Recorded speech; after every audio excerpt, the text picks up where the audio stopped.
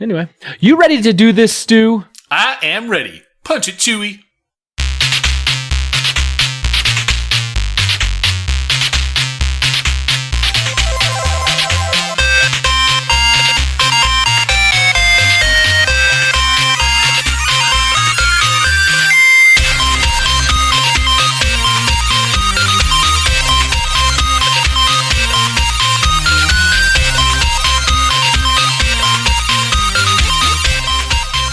Welcome, super friends, to the Fortress of Nerditude podcast, a safe place to talk about all things in nerd and pop culture.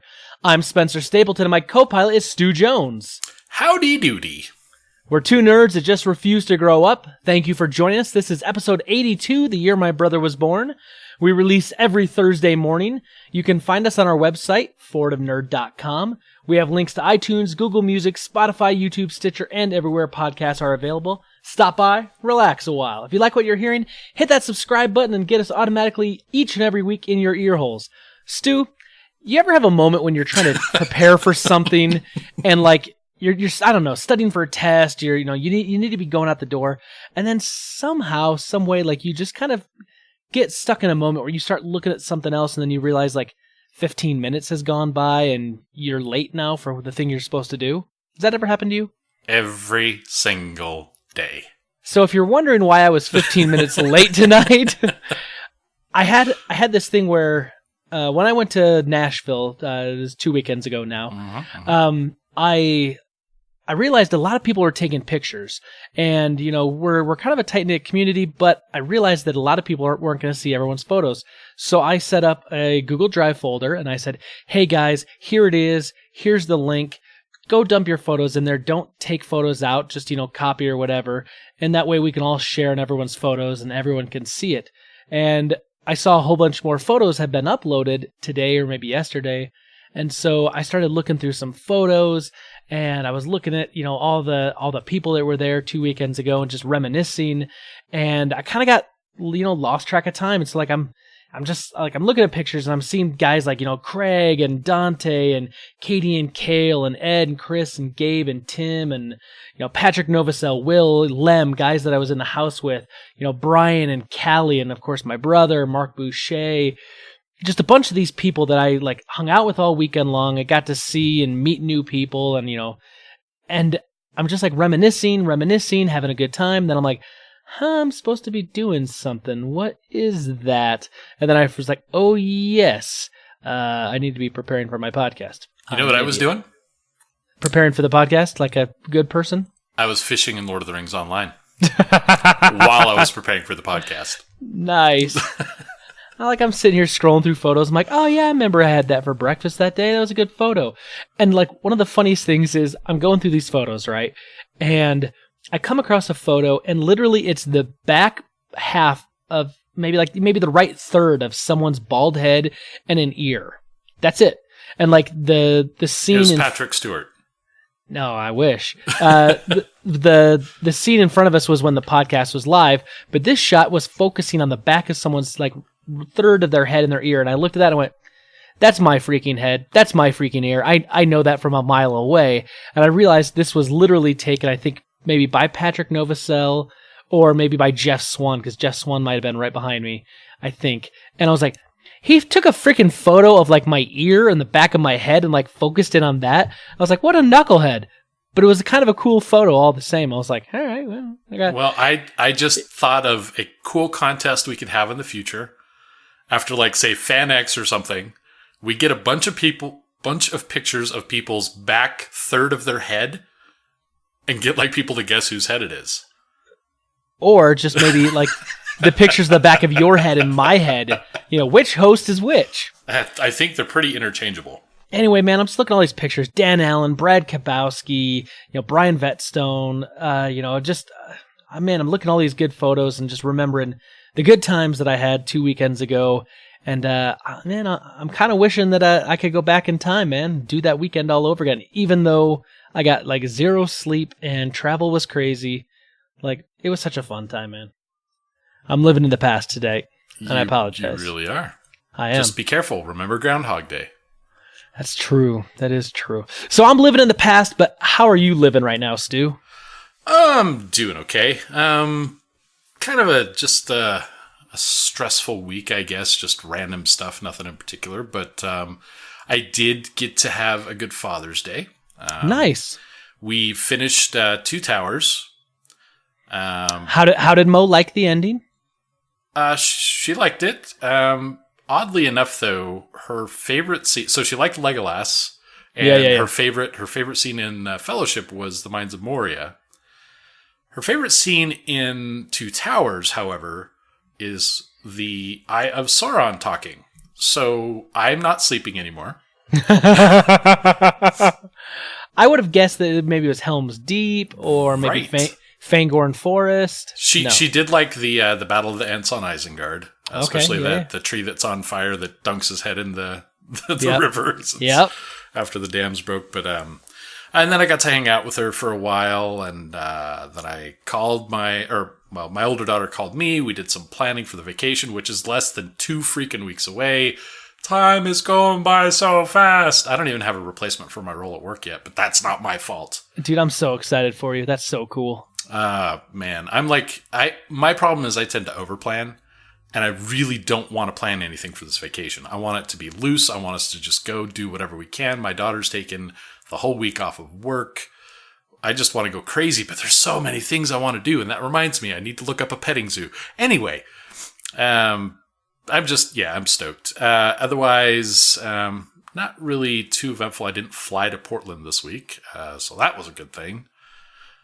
Or did I? I don't even remember at this point. I have been working a lot of hours, but it all blends together, right? It does all blend together. But yeah, I mean, nothing really else to report, I guess. Less time in Lord of the Rings, which kind of sucks, but whatever. Yeah, what are you going to do? So you don't have a replacement yet at work. Yeah, so with my role, projects don't stop because people are on PTO. So right. I need to find someone. I have like an engagement oversight role on several projects for this one client we have. And my other projects need someone to escalate to or to help them do stuff. And somehow I just keyed my phone. So yeah, I don't have a replacement at work. I've reached out to everybody, but I don't got anyone. But we'll figure it out. That's what we do. Well, you don't have a replacement at work, and I don't have a replacement for you on the podcast yet. I hate to tell you, but you might not be able to go. I'm sorry, man. That's tough. Nah, I'm just messing with you. I will cry. I will cry right now, I swear to God. Dude, even if I've got to hold it down on my own, by myself, the entire show and have a conversation with myself, I will make sure that happens so that you can go spend time with your girls. I will, that's going to be my delayed Father's Day right there. But I'll write you a script if you want. You can, hey, that's great. I mean, at least give me something to work with. So, Stu, how you doing? Oh, I'm doing really good. Well, that's good to hear. What's new in your week? Well, I'm up here with my daughters, and we're doing the thing. I don't know why all of a sudden you sounded like old and like Oklahoma-ish. You know what? Roll with it. If it happens to be the best episode ever, then I'll start packing my bags. So, I had a really good week. How to begin this? Let's start with a small thing. I downloaded and installed Google Pay on my phone this week because I was like, you know what? I want to start not taking my credit card or my debit card out as much, and let's link this and let's try this. And I can say that it works. I've used it a few times. It doesn't work all these places that I was hoping it will. It's only like, I don't know. I hear in Europe, like the idea of like the Android Pay, the Google Pay, the Apple Pay is like everywhere. And here in the States, they hate cards. They absolutely hate cards in Europe. Yeah. So, but I'm using it and I'm liking it. And I found out that I got my wife to use it. And if she does it once, I get a $10 Google Play credit. And if I use it 5 times within the first month, I get a $10 Google Play credit. And apparently I can invite like 9 more of my friends. And if they use it once, I get a $10 credit and they get a $10 credit. So, Super Friends, if you want to use Google Pay and then get a $10 credit, hit me up. This is not how we get sponsorship for the show. Right. Google is sponsoring the Fortress Internet podcast in its entirety and in perpetuity. Whether they like it or not. Right. But here's the cool thing, though. I'm late to the party on some of this stuff because I just don't really care about some tech stuff, even though I'm a tech kind of guy. I had to set up a pin or a pattern or a thumbprint to lock my phone now because I'm using it as a credit card, basically. Sure. And so I set up a thumbprint. And I was like, ooh, this is kind of cool. This kind of works. And then I realized, ooh, I can set up my other thumb because sometimes I got the phone on my other hand. And so I set that up too. And it works pretty well. And then I found out that I can set up a thing where it will know my trusted places so it won't lock. So at home, it's not supposed to lock. And at work, it's not supposed to lock because I'm in and out. And I was like, that's kind of cool. So I was just kind of tinkering with settings this week and having fun with it. Do you have any pets? A lot of fun. New pets? Do you have any pets? No, not at all. Oh. Because like what I would be doing is checking out, getting my cat's paw print on there.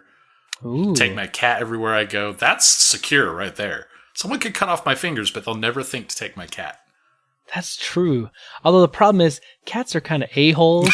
So like, you don't take care of them right. They're going to go on Google Play and they're going to like charge like a whole bunch of like rom-coms. I'm like, I didn't get this Sandra Bullock movie. Meow, meow. Oh, that's right.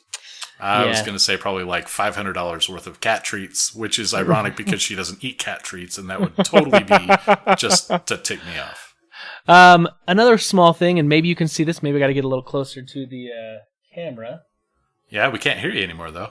I'm wearing a hat. I know. And this is a hat that I haven't worn in a long time, and I dug it out of the closet because my head has shrunk, not a lot, but a little bit since I've been losing weight. And this is like literally one of the most comfortable hats I've ever worn.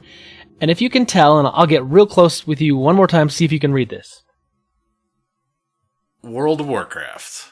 It is a World of Warcraft hat, and the cool thing about this hat is it is old, but it was a black hat with like yellow stitching on it, like yellow and blue, like the normal logo. But I took a black Sharpie pen and I blacked out all the yellow because I liked that it was a more subdued hat. So it's just like embezzled?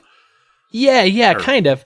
Raised. But it's literally one of the most comfortable hats I've ever worn, and I dusted it off and was kind of going through my hats over the weekend, and I was like, I'm going to start wearing this again more, so I'm wearing it tonight. Also, I'm kind of, You shouldn't wear hats too much like that, though. Your hair will fall out. I've heard that. I think it's a myth, man. It's a myth. I don't believe it. I took the boys and Brita to go see The Incredibles 2 this weekend. What a fantastic freaking movie. Did you get a chance to go see that? I did not. I had plans to, but it just really kind of didn't work out. But thinking this coming weekend. Dude, I love that first movie. I think the first movie was really well written. It was very smart. It's entertaining. And I felt like this one, you know how sequels are, man. We've talked about this before. Sequels can be real hit or miss. Usually it's quite a lot of the time it's a miss. Sure. But for me, this one was a solid hit. It was a knock out of the park. I thought it was a home run. It is well written. It is funny. It's entertaining. It's exciting. My boys actually sat still through most of the movie. Charlie, of course, like ate his weight in popcorn and licorice and, chocolate covered raisins and fruit snacks. I mean, the boy never stopped eating the whole time. Just boom, boom, boom, nonstop. Better than the first? I don't know, because I've seen the first one probably a couple hundred times, and I've only seen this one once. And so for me, that's a real hard thing to say right now. I don't know. Maybe at least as good. I've got to see it again. Here's the thing, though. I can go movie pass it because I actually paid because I was doing the whole family to go see it. So I think I'm going to go movie pass it again so I can see it another time. Well, hey, maybe I should go with, and we can sit on opposite sides of the theater. We should. Or, like we could walk around like idiots trying to find the exact, auditory perfect sweet spot, and just kind of move around a little, just to like mess people around. That would be a very nerdy thing to do. Yeah, I'm not saying I've ever done it, but I'm saying it's a thing. Maybe. The last thing I want to talk about real quick is I felt like a real father this weekend. I mean, it was Father's Day, and I got the traditional ties for Father's Day. Each of the boys picked out a tie, and my wife picked out a tie, and I got a card. But on Saturday, after we saw The Incredibles 2, I took the boys to Walmart, and we picked out pedal bikes for the boys. And Charlie got a Ninja Turtles bike, and Jackson got a Spider-Man bike. And we took them out Saturday. We took them out Sunday. We didn't go out tonight because we had some things going on, but I got to take the boys out and teaching them how to ride pedal bikes with training wheels on it. And man, it was so cool seeing that happen. Like Charlie's really kind of taken to it and trying to figure it out. And he fell down a few times because he took a corner too sharp and the wheel went in the little training wheel went in the grass as he was turning. Good, he got a lesson in physics. Yeah, he fell down like 4 or 5 times, but before they ever got on it, I was like, listen, boys, when you learn how to ride a bike, sometimes you're just going to fall, and sometimes you're going to get hurt, but you just get back up and you get on the bike again. So he dumps the bike over and he falls into the grass. Thankfully, it wasn't like on concrete and he didn't, skin anything or whatever, but he falls down into the grass, and I said, Charlie, what do we do? And he goes, Daddy, we just get back up and we just get back on the bike. And I said, all right, let's do it. And he just put it back up, got on the bike, and boom, was off again. And man, just one of those moments where I'm like, yeah, I'm a real dad now. I'm earning my stripes. I'm teaching my kids to, get back on the bicycle. And not my like kids are injuring themselves at my behest. Right. And I'm just teaching them, screw pain, son. Just deal with it. But yep. So I did not get any ties or anything, but I don't know if you can see this. This is a little fabric heart that was sewn together with yarn. Nice. And it's got a glitter face on it. Uh-huh. And it's perfumed.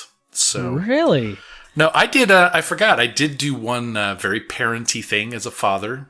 Very, very similar to your teaching your kids to ride a bike. Morgana did get to create her own character in Lord of the Rings Online. Nice. And kind of got to start and walk around. So, I mean, she did fall a couple times. Fortunately on grass like yours. Very similar experience. Yeah. Yeah. No, it was fun. Now she wants to... I told her it's only going to be once in a great while because it won't run on her computer. She's got her own computer. She actually won from a raffle at her school, but it's an old school computer, so no graphics card slot. It cannot run. It can't even run a potato. So it's got to be on my computer, which means, Daddy's not playing it, but Daddy's able to supervise. That's time that Daddy plays. So. Yeah, whatever. that's when Daddy goes and plays God of War on the PS4, which I got a little more in, by the way, this week. I almost downloaded that last night, actually. Oh man, I put in close. I put in another hour and a half, maybe 2 hours on Sunday. It's kind of my Father's Day gift. My wife said, "What do you want for Father's Day?" And I said, "Maybe like an hour or two, just in the middle of the day when we're just kind of relaxing, where I can go play my video game and I don't have to deal with the boys running upstairs every 5 minutes. I have to pause it because this is kind of a violent game in parts." And she's like, I can do that. So I got a little bit of a break in the middle of the day, which is nice because usually I've got a game in the evenings after kids go to bed. Right. So that and some Overwatch. I played a bunch of Overwatch this week, trying to jump back into it and not so I suck. heard. How'd that go? I suck, but I'm sucking less, maybe. Yeah. I wish I was into it because it does look fun. I've actually watched a couple streams of people playing. It looks interesting. My problem is that there's no progression. There's no better weapons. There's no character advancement. You really, new matchups and learning the characters and stuff like that. And it's all skill, which is great. And I absolutely appreciate the skill of some of the people that play it. But for me, that lack of advancement, it just, I have a hard time.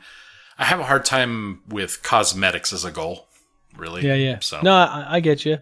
The thing I like about it is that it is fun. Like, it is fun gameplay, but I think for me, it's fun when I'm playing with people I know and I'm talking with people because then we can communicate and the game is more enjoyable that way. You laugh together when you do stupid things and you take the defeats and you triumph together when you win.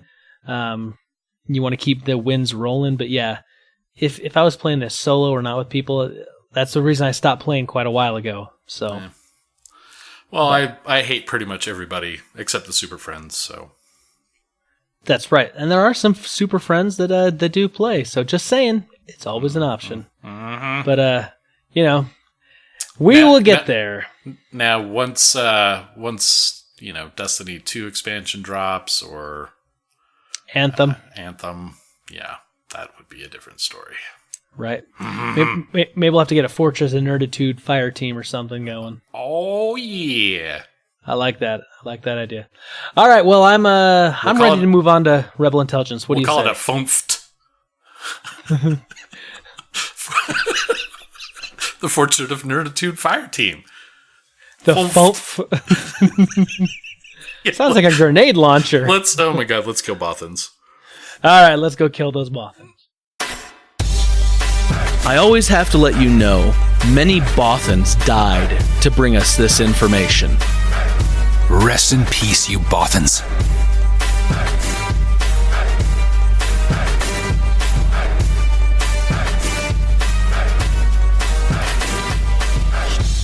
All right, Stu, we are into Rebel Intelligence. What do you have for me this week? Well, I think probably the most entertaining thing I've seen this week, and I don't know, it's going to be kind of polar. I actually have a pretty extensive customer service background that kind of led into my career in some ways. Kind of basically my degree plus customer service ended up being what launched me into what I'm doing now. But so I don't know if you've heard the big news: the AT&T buyout is complete. Right, the government finally let the merger go through, right, with Time Warner? It did. So, what would you think the biggest reaction would be to this? Like, let's say you're a customer of AT&T. What are you getting out of this? I would guess cheaper cable prices, maybe. 'Cause Time Warner Cable's still a big company. Yeah, that's reasonable. I mean, that's what I would think. Would you expect them to, I don't know, release the Snyder Cut of Justice League? Seriously? That's what people are on about? And not just that, but to the AT&T Cares customer service Twitter account. So the social media person that has nothing to do with that whatsoever, like the mergers happened, they weren't in those meetings.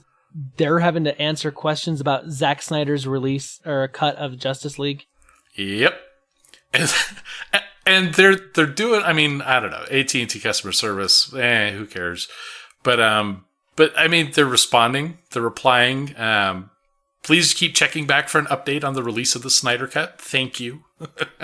Super friends, you can't see my face right now, but if you can imagine my face plus disgust, that's what I look like. Because, okay, there is no Snyder Cut. That's just all there is to it. There's no Snyder Cut. He left the project before filming had completed. So all you're going to have is scenes that he filmed. You're not going to have a full movie. You're not going to have a complete feature. So you're not going to get this. It's not going to happen. And even if it did, why the freak would you want this thing? He is the worst possible thing that could have happened to the DC universe, people. I'm just saying. Whoa. The murder verse that he created, where everything's got to be dark and everyone's got to be broody. It works for Batman, I get that. But not Wonder Woman, not Superman, not Flash, not Aqua freaking Man. Let it go. Let it go. Let it go. Like the warm winds over the snow. I don't know. Whatever else it sings. Just let it go, man. You need to have daughters. Just to learn the words to that song. I know. I'm just, I hear this and it's like, why pester? Why pester my freaking customer service? It's like some 18-year-old kid who's like, sir, I don't know the answer to that question. Hopefully it'll happen. Just check back with us later when I'm not on my shift and I don't have to answer this stupid question. Well, that's every question. Well, right, but I'm just saying, that customer service one's just like, they're just kicking the can down the road. Back in my day, though, I'll tell you, for all the crap that we used to get for customer service, if these were my questions, I would have a ball with it. If I was a manager for a customer service team, I would love to be the guy prepping my people for these calls and for these tweets coming in. I would have had just a good time with it. They're not taking it. I mean, they're just giving canned responses, sure, but sure, they have to. But I mean, it's not causing an outrage. I think. I mean, people feeling entitled enough to reach out to customer support for any cut of any movie, like they have anything to do with it. But, right? I don't know. Do you think this is just people trying to find a funny way to like prod and poke at AT&T now over this, or do you think they're actually being serious? Like I guess that's there are question. In fact stupid people on the internet. Yes, I'm on there. Thank you for reminding me. Yep. I need help. Release the Snyder Cut. And the funny thing is this tweet is like, it's 2 hours apart. Like they tweet, I need help, no response. 2 hours later, release the Snyder Cut, and then there's a response. Yeah, please keep checking back. I will monitor that, and I will keep you guys updated. Please don't. Who knows? Maybe we'll get a Snyder cut out of this. It'll never happen. I'm just saying. Oh, the things that set you off, Spencer. I'm putting it down now. I'm putting it down now. Well, if that gets my goat, this one's going to get yours. So, Star Trek Discovery's got a bit of a rough patch ahead of it. Apparently, the showrunners Gretchen Berg and Aaron Harberts are out. And this is obviously right after the first season. They're heading into their second season. No. Executive producer Alec Kurtzman's going to step in. Kurtzman also is going to be running the writer's room. So here's the thing. Berg and Harberts got the job when originally the original showrunner Brian Fuller left the project. And now they're leaving, and they're saying that it's not based on creative, but instead for leadership and operational issues. I don't know what leadership and operational issues mean. Usually that means that they weren't happy with the way things were going, but they don't want to say it was creative. So I don't know. Now, the nice thing is Alex Kurtzman has been involved with Star Trek for quite a while, so it's not like this person's, this guy is going to be, unfamiliar necessarily with it. But still, it's anytime showrunners get changed up after a season or midway through a season, that usually says like the tone of the show is going to change, because it does. Yeah, so, they bring in new people, they bring in like new ideas and directions they want to go, so it has to, right? Yeah. Now, so Brian Fuller leaving, I was actually really okay with that. He was responsible for a lot of the later feel-good stuff that happened with Star Trek. While I like Voyager, I like some of the stories. He was behind a lot of that. So Berg and Harberts coming in was actually, I'm like, okay, let's change it up. Let's see what happens. Obviously, I love the first season of Discovery. It's good, huh? That's what you're telling me? I'm Spencer. I told you I was going to get you on this one. Did you watch it yet? No. You suck. Get it. I've got it. I've watched it. We started watching Brooklyn Nine-Nine. Oh, yeah. Much better choice. You, jeez Louise. Now I'm fired up. Yeah. Okay. Anyway, I'm going to grit my teeth and move on. That makes me sad. That makes me really sad. I was... that I haven't watched it, or that Berg and Harberts are on their way out? Both of those. I'm not sure which is more. But the second half of the first season of Discovery is some of the best Star Trek I have seen, hands down. I really hope there isn't a change of tone and pace for the show. It would devastate me as far as that show goes, because I like the way and the difference that it had to the other Star Treks in a major way. So let me ask you this. Would you say Discovery has more of a feel of... Which series would you compare it more to? Would you compare it more to Enterprise, Voyager, DS9, Next Generation, I would compare it mostly to Star Trek II, Wrath of Khan. Now you got me interested. But I know you said that probably just to get me interested. Maybe. But no, it really does. It's got more of a militaristic bent. It's very action oriented. Key themes like vengeance and dark motives really come into play a bit more. A lot of the things that I really loved about Star Trek II Wrath of Khan really come into play for Discovery. It's definitely a more adult version of Star Trek. Okay. So, I promise it is on my list. I've got it, so I can actually see it. I'm just gotta I gotta configure my Synology box on the Plex so that I can stream it outside of the house. There's always a reason, man. Yeah. Well, good. I'm glad I got your go. Thanks. So I said that I saw Incredibles 2 this weekend, right? I told you about that? Uh-huh. So get this. Incredibles 2, if you were to guess, how big of a box office would you say it had its opening weekend?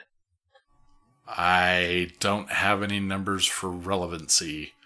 I don't even know what a good opening is. I would say though, from the buzz that I've seen on Facebook, for my own excitement, for the time between them.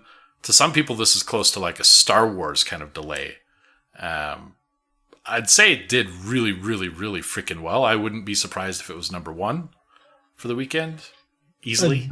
Easily was number one for the weekend. Here's the thing.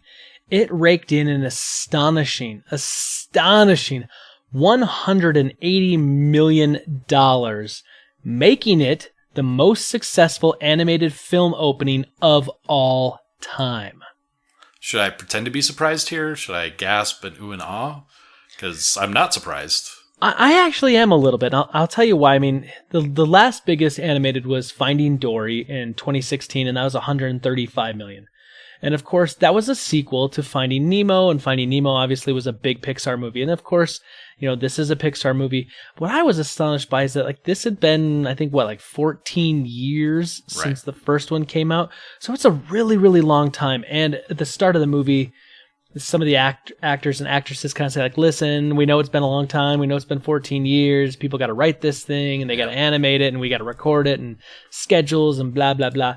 I think it was kind of their way of saying, we understand it's taken a long time. We apologize. Thank you for staying with us and whatnot. I wouldn't see it as an apology. One of the things I remember from when The Incredibles... So you've got people that were kids when Incredibles came out. Kids obviously are going to love an animated feature like this, right? Now they've got money of their own to spend, and hey, they've got kids of their own. And the parents of those people that were kids before, they had good times watching it with their kids before. So there's just really kind of 4 demographics here that this really just eats up this movie. So not surprised it's number one. But also at the time, they outright said that they did not want to make an Incredibles sequel. They wanted to be able to focus on other animation. They didn't want to keep getting roped into Cars sequels and... Finding Dory kind of contradicted where they were going with that as well. But that took a long time to come out too, sure. though. So, but they wanted to stop being stuck in the rut of sequels, and they wanted to do original stuff all the time, and they didn't want to do an incredible sequel at the time. They wanted it to stand on its own. Yeah. So here's some extra information for you. So 180 million. It's the largest animated opening. Here's the thing. The Incredibles 2 now has the 8th largest opening weekend in film history, knocking... For animation, right? No. Of all time. Knocking Captain America Civil War down to the 9th spot. It had a bigger opening than Captain America Civil War. It's like Civil War or Winter Soldier? Because I thought Civil War. Huh. Now, That's just obviously opening weekend. It's not all time because it's only been out. But here's the thing. Well, animation sticks longer, though. It can. I mean, I've seen many animated films stay in theaters longer, more repeats. Because, you take the kids. The kids don't care if they've seen the same movie 2, 3, 5, 20,000 times. Right, exactly. So it'll be interesting to see how far this goes, what it's going to have box office. It's a great movie. It really is a great movie. I think it deserves all the success that right now at the box office that it has. Here's the thing. I think that there's room to do another movie if they wanted, or spin-off stuff. They could do, an animated TV show based on the Parr family, because there's just a lot to work with, because this takes place immediately after the first movie. So the kids aren't grown up. The kids are the same ages, all of that. So they really they're animated. They'll be the same age forever. Right, kind of like The Simpsons, right? The show's been on the air for 30 years, and Bart's still in 4th grade. Someday. I root for that kid. Yeah, he'll make it to 5th grade one day, right? No, so definitely worth seeing. And Pixar movies, they always have that little short animation, prior to that. Yeah. This one, it's a beautiful little story. At first I was a little confused by it, but at the end... it all kind of comes together, and man, it pulled at my heartstrings. I mean, just really emotional. It's called Dim Sum. It's super cool. I want to hear your reaction to it after you see it. Fine, I'll see Incredibles 2. Jeez. All right, what else mom. You got? I know, but I'm better looking. Well, I've got a hat. Okay. Got a hat. Great. So speaking of Civil War, I guess.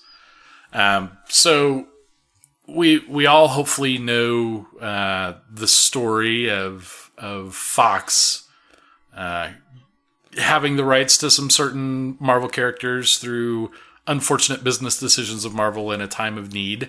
Right. Yep. Spider-Man, X-Men. Let's see, who else is there? The Fantastic Four. Those kinds of properties all kind of owned by Sony. And at the time, as much as fans wanted it, there was no way that the Marvel was ever getting those characters back. If you're a Fox, would you have ever let them go? And then, oh, hello, Spider-Man. Holy crap, we got Spider-Man. That's fantastic. So Civil War was not banking on having Spider-Man. That was kind of a sudden development.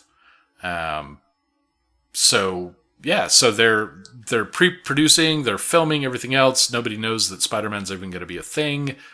But, they've got the whole plot for the movie figured out, and they've got things that they want to do.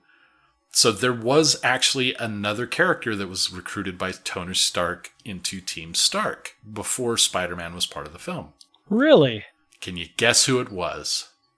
No. It was Ant-Man. Really? Ant-Man. Ant-Man was originally set to be recruited by Team Stark, which actually kind of makes sense to me. Just with the way it all played out, and it's tech. Yeah. It's tech, yeah. I mean, I could see him going after that. I like Ant-Man, but I mean, really, that was such a great way to bring Spider-Man into the Marvel universe, though. I think it was perfect. I think it was absolute perfect. And it led into Infinity War so well. And, well, I mean, through Homecoming and into Infinity War.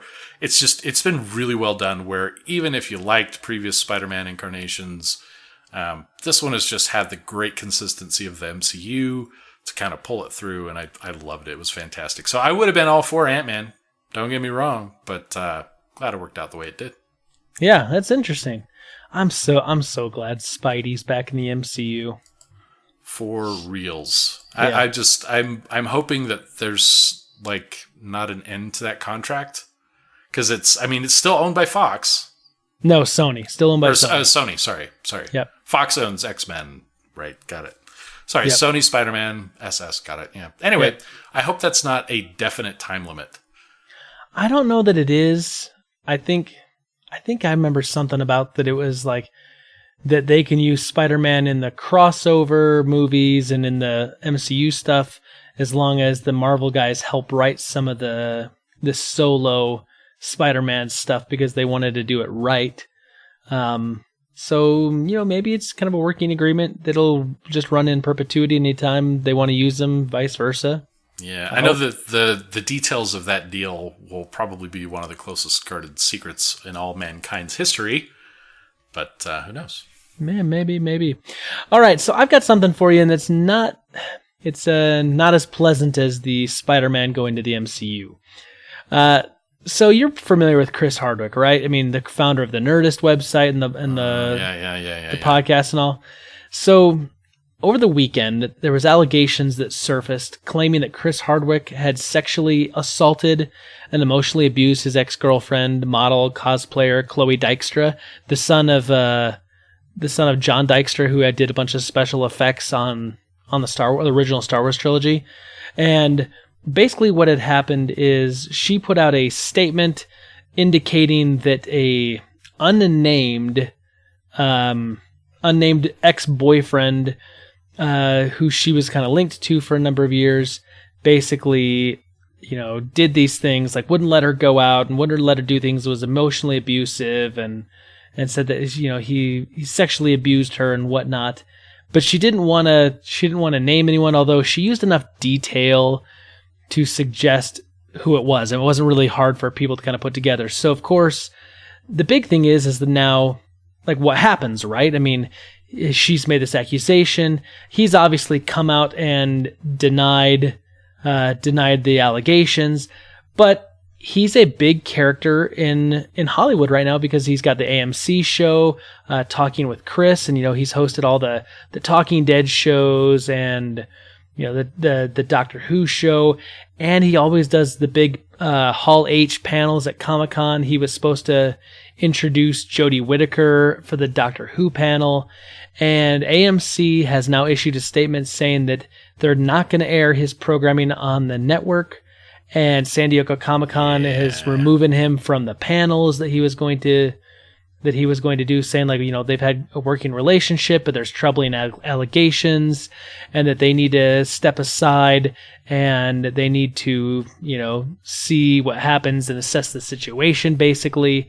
And so obviously the Nerdist network of websites and all the podcasts and whatnot that he created, he hasn't actually been with for the last year and a half, almost 2 years, but now they have wiped, because he sold it, I guess, but they've wiped all mention of him being the founder off of their website.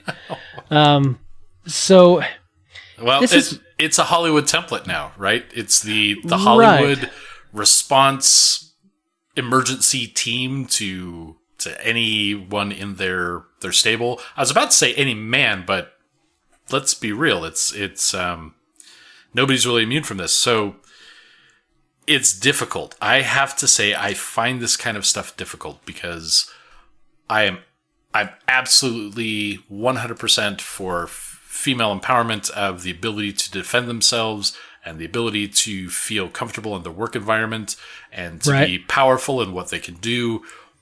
But at the same time, this has become such a major reactionary situation that if someone even hints of it, your career could be entirely destroyed in the matter of seconds. Right. And so I see that there is a lot of valid claims. And people need to be held accountable to this. Do not get me wrong. If someone does something like that, this is fantastic that entire careers are destroyed by this, because this is preventative, right? This is what's going to shape the way that women are treated in Hollywood and other careers, and that's great. But at the same time, there's not a lot of diligence that goes behind even checking someone out before their career gets shattered completely.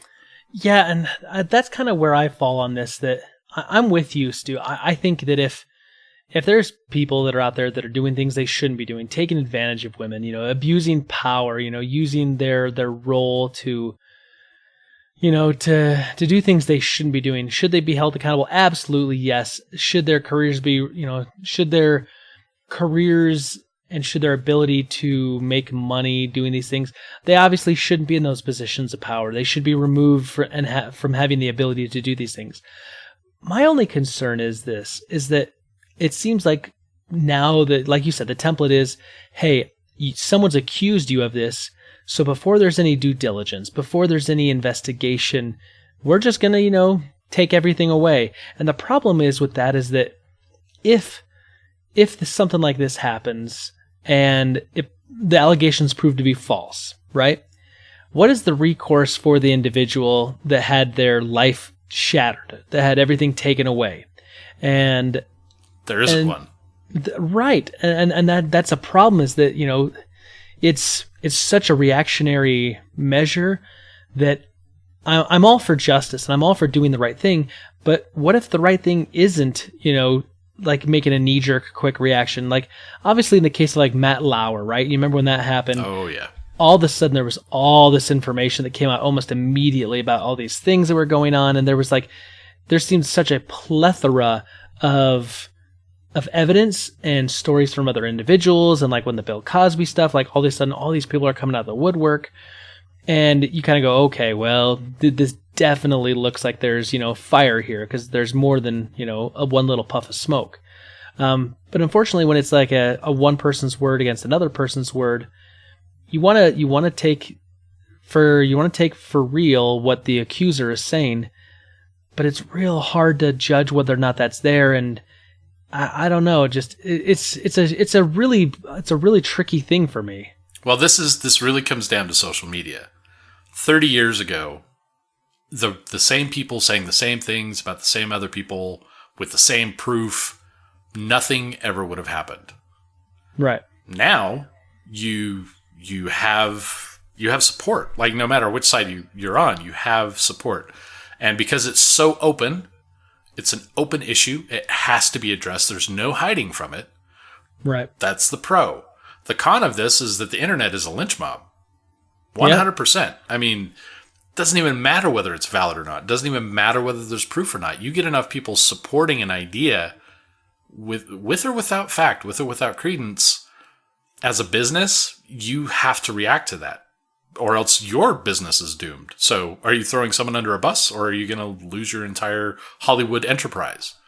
Yeah, and it's always interesting that, like, a lot of these people that will make these accusations, founded or unfounded, don't do it. They don't go to the authorities and they don't, file a police report. Right. They, in this case, she went on to a website, Medium, and made a post there, and then from there it got picked up, and then other media picked it up, and blah blah blah, and the ball got rolling. But she's not going to the authorities. She's not trying to claim real, or not saying real, but she's not trying to take maybe the necessary steps you would if you were trying to keep someone accountable with the law. But this is a way to try to keep someone accountable through social media. And you're right, it's different. It's a lynch mob mentality. But to play devil's advocate to that for a moment, that's kind of where the problem really was in the first place. Is you go to authorities, you need proof. Maybe they can't follow up on it. So this new format gives people a voice, and that's exactly why it's so open and has to be dealt with. So it's really it's difficult waters to navigate. I think we are still young as an information age, and I think there's going to be a lot of mistakes that are made, and it's going to be years and years and decades, maybe even, before we get to a real semblance of how to govern ourselves with social media, both as people who are doing naughty things and people that are trying to responsibly handle those things. There's a lot of ground to cover. Yeah. Anyway, but, I'm sure we'll hear more about this as time goes on, but it just seems like, this big trend in Hollywood of people being outed is continuing, and I'm all for that if it removes people that are abusers and people that are doing wrong. That needs to happen. I guess the real question for me is, because it's so difficult to know the truth sometimes, which side of that do you err on? Do you err on the side of the person who's doing the accusing and potentially took the abuse and doing everything you can to stand up for them, potentially erring on the side of someone's career being destroyed? Or do you err on the side of protecting someone's liberties and ability to earn a living based on the fact that you may not have proof or, solid basis for what may or may not have hapappened? It's interesting. And how can you even know? It's interesting, right? Proof. Because according to the law, it's innocent until proven guilty. That's courts, though, and that's important to note. Right. But according to social media, it's guilty until proven innocent. And sometimes... maybe not even then. Well, and the problem is that sometimes it's, if you say something and you say it loud enough and enough people repeat it, even if it's a complete falsehood, the problem is that people may not see that it's refuted. They may not see the truth, and they only then know the falsehood because it was so widely taken and everyone talked about it and that years later people are like, yeah, you were the person that did XYZ, and you're like, no, we've proved that wrong, but people won't remember that. So it's a difficult situation.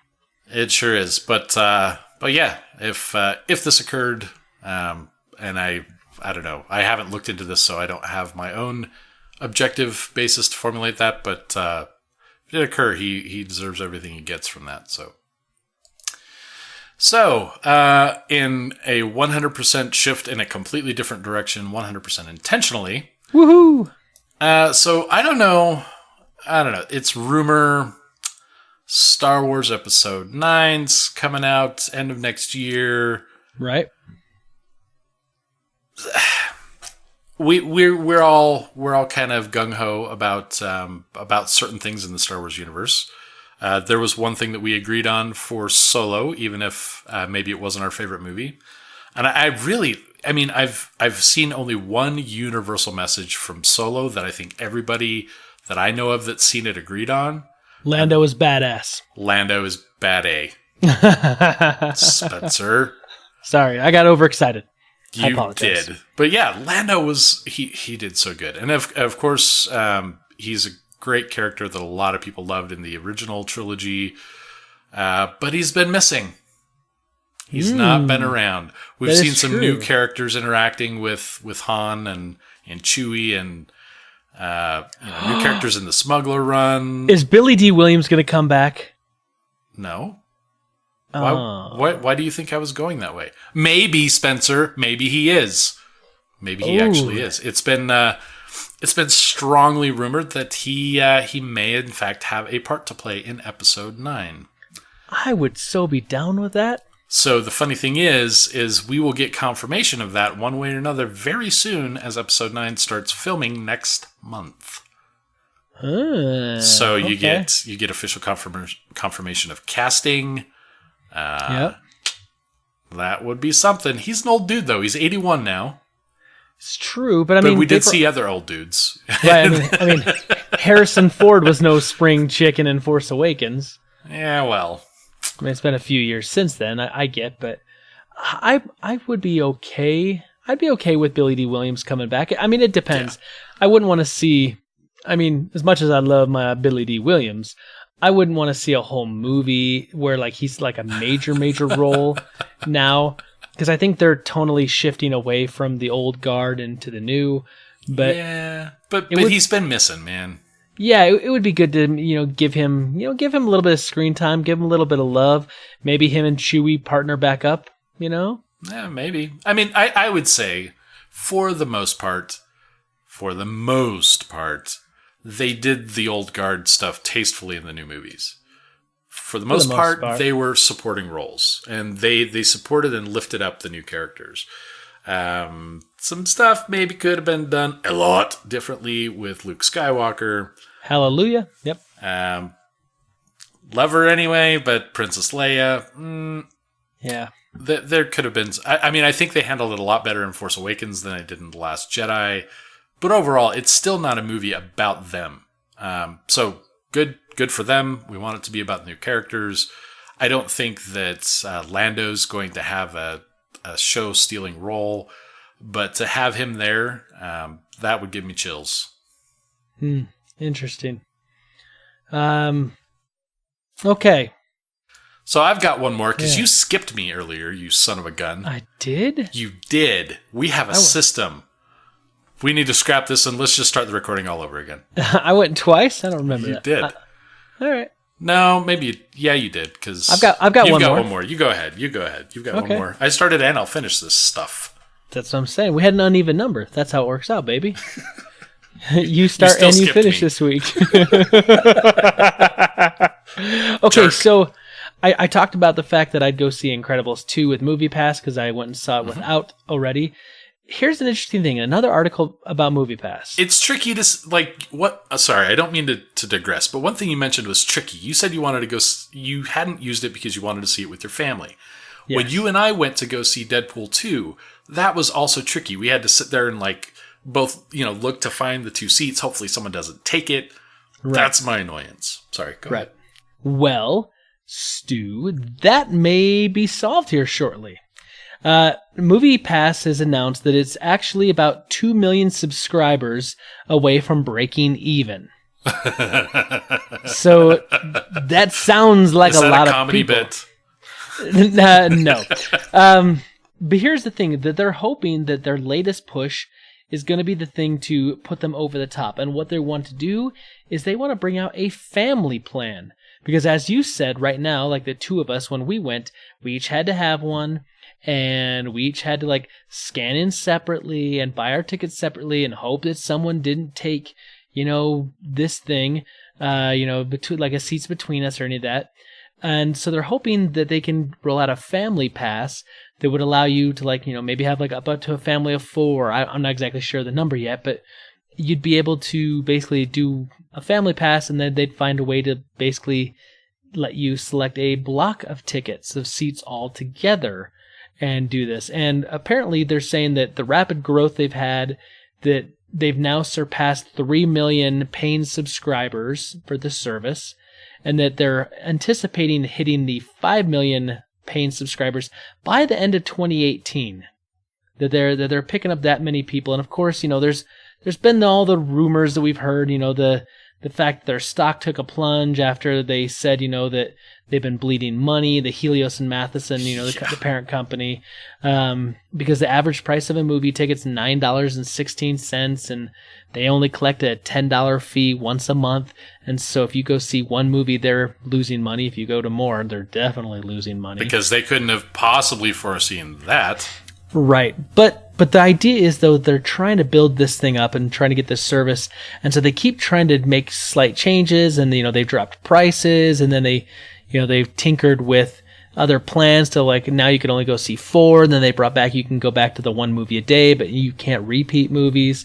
But now they're hoping that they're going to do the family plan, and they're also talking about basically what I'm going to call like a bring a friend, bring a buddy kind of plan, where you could get something that would let you maybe, pick a second seat, maybe, I don't know, once a month or something, so you could take someone with you. So we don't have to go to court to adopt each other's brothers to go see a movie under Movie Pass. That's right. So they're saying that they're going to that they're going to get to the break even point by the end of this year. And of course, I also saw that they're putting money into it. They put money into a movie about John Gotti that's come out recently. So like they're really, even though they're burning money, they're trying to expand what they do. I'm sorry, can we go back for just a moment? Movie Pass as a content provider? That's right. They're putting money into a movie, and of course we talked about how they bought the Movie Phone company a while ago, right? Movie Phone. Right, and so they're trying to find ways to get more of leverage in this industry. And I read somewhere, and I don't know, maybe it was in the article I was looking at, but they said right now Movie Pass users account for 5% of all moviegoers every week, but during big peak weekends where like big movies like Solo or Avengers Infinity War, Black Panther, big things like that, the number creeps up to about 7%. So you got to think that, if they're 5% and then on big weekends they're jumping up to 7%, if they can get that extra 2 million people by the end of the year that they're looking to get, and then they're at break even, and so their financial troubles should, stop hemorrhaging money, then they're going to start looking good again, on Wall Street. And then all of a sudden, maybe their numbers are closer to 10%. Once you start saying like, hey, 10% of all moviegoers every single week are using our service, that starts giving them leverage. That starts giving them power, because that number's only going to grow because they're going to, people are going to realize, hey, this is a good deal, and the company's not going to close its doors. So that, that could start rolling into more and more. So we'll have to see what happens, but. Yeah, I don't know. I was really hoping that I was going to get to enjoy Movie Pass a lot longer than I did before I became disillusioned with them. I knew it was too good to be true. I didn't need the proof so quickly. Right. Gosh. But to be honest, I work in the software field. You work in IT. Yep. We're both, I'm sure, familiar with the fact that the way you purchase software these days, now instead of buying Office, you buy Office 360.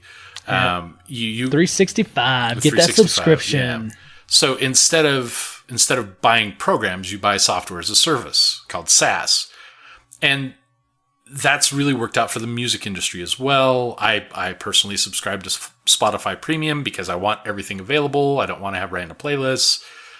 Subscriptions really do support a model of consumption that supports both consumers and providers really, really well.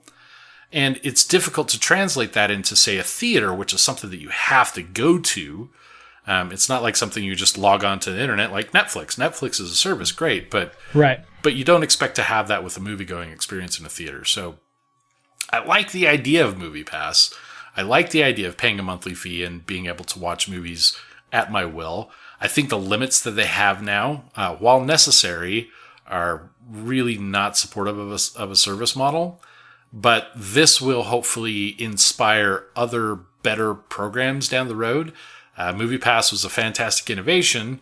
poorly executed in my opinion. I don't know if they're going to be able to save themselves, but I would not be surprised in 3-4 years to see something of a catalyst from this, much like Netflix was to the rental industry. I wouldn't be surprised if in 3-4 years we have a very, very considerable, if not completely dominant subscription model for seeing movies in theaters. Yeah. Yeah, I can see that. So I hope they figure it out. Only time will tell. I hope they figure it out, but they can bite my shoe right now. That's the most polite thing I could think of on the spur of the moment, my friend. Bite my shoe. Bite my shoe, you heathens! I bite my thumb at you. This is, the Shakespearean version of that. Okay. Yeah, fantastic. So speaking of successful service ventures, Stranger Things. Uh-huh. Stranger Things officially has the Fortress of Nerditude 17 thumbs up. We did borrow some Dead Bothan thumbs. Ooh, yeah. So sorry about that. Well, they don't miss them. Except that poor Bothan Jimmy who still got one thumb. Sorry about that, Jimmy. Poor Jimmy. Oh, Jimmy the Bothan. So anyway, Stranger Things, we love it. Yep. They had the bicycle that you could buy that was the replica from the show. Yep. I went to a hotel in Portland on business, and the little bar they had in the hotel had Stranger Things inspired drinks.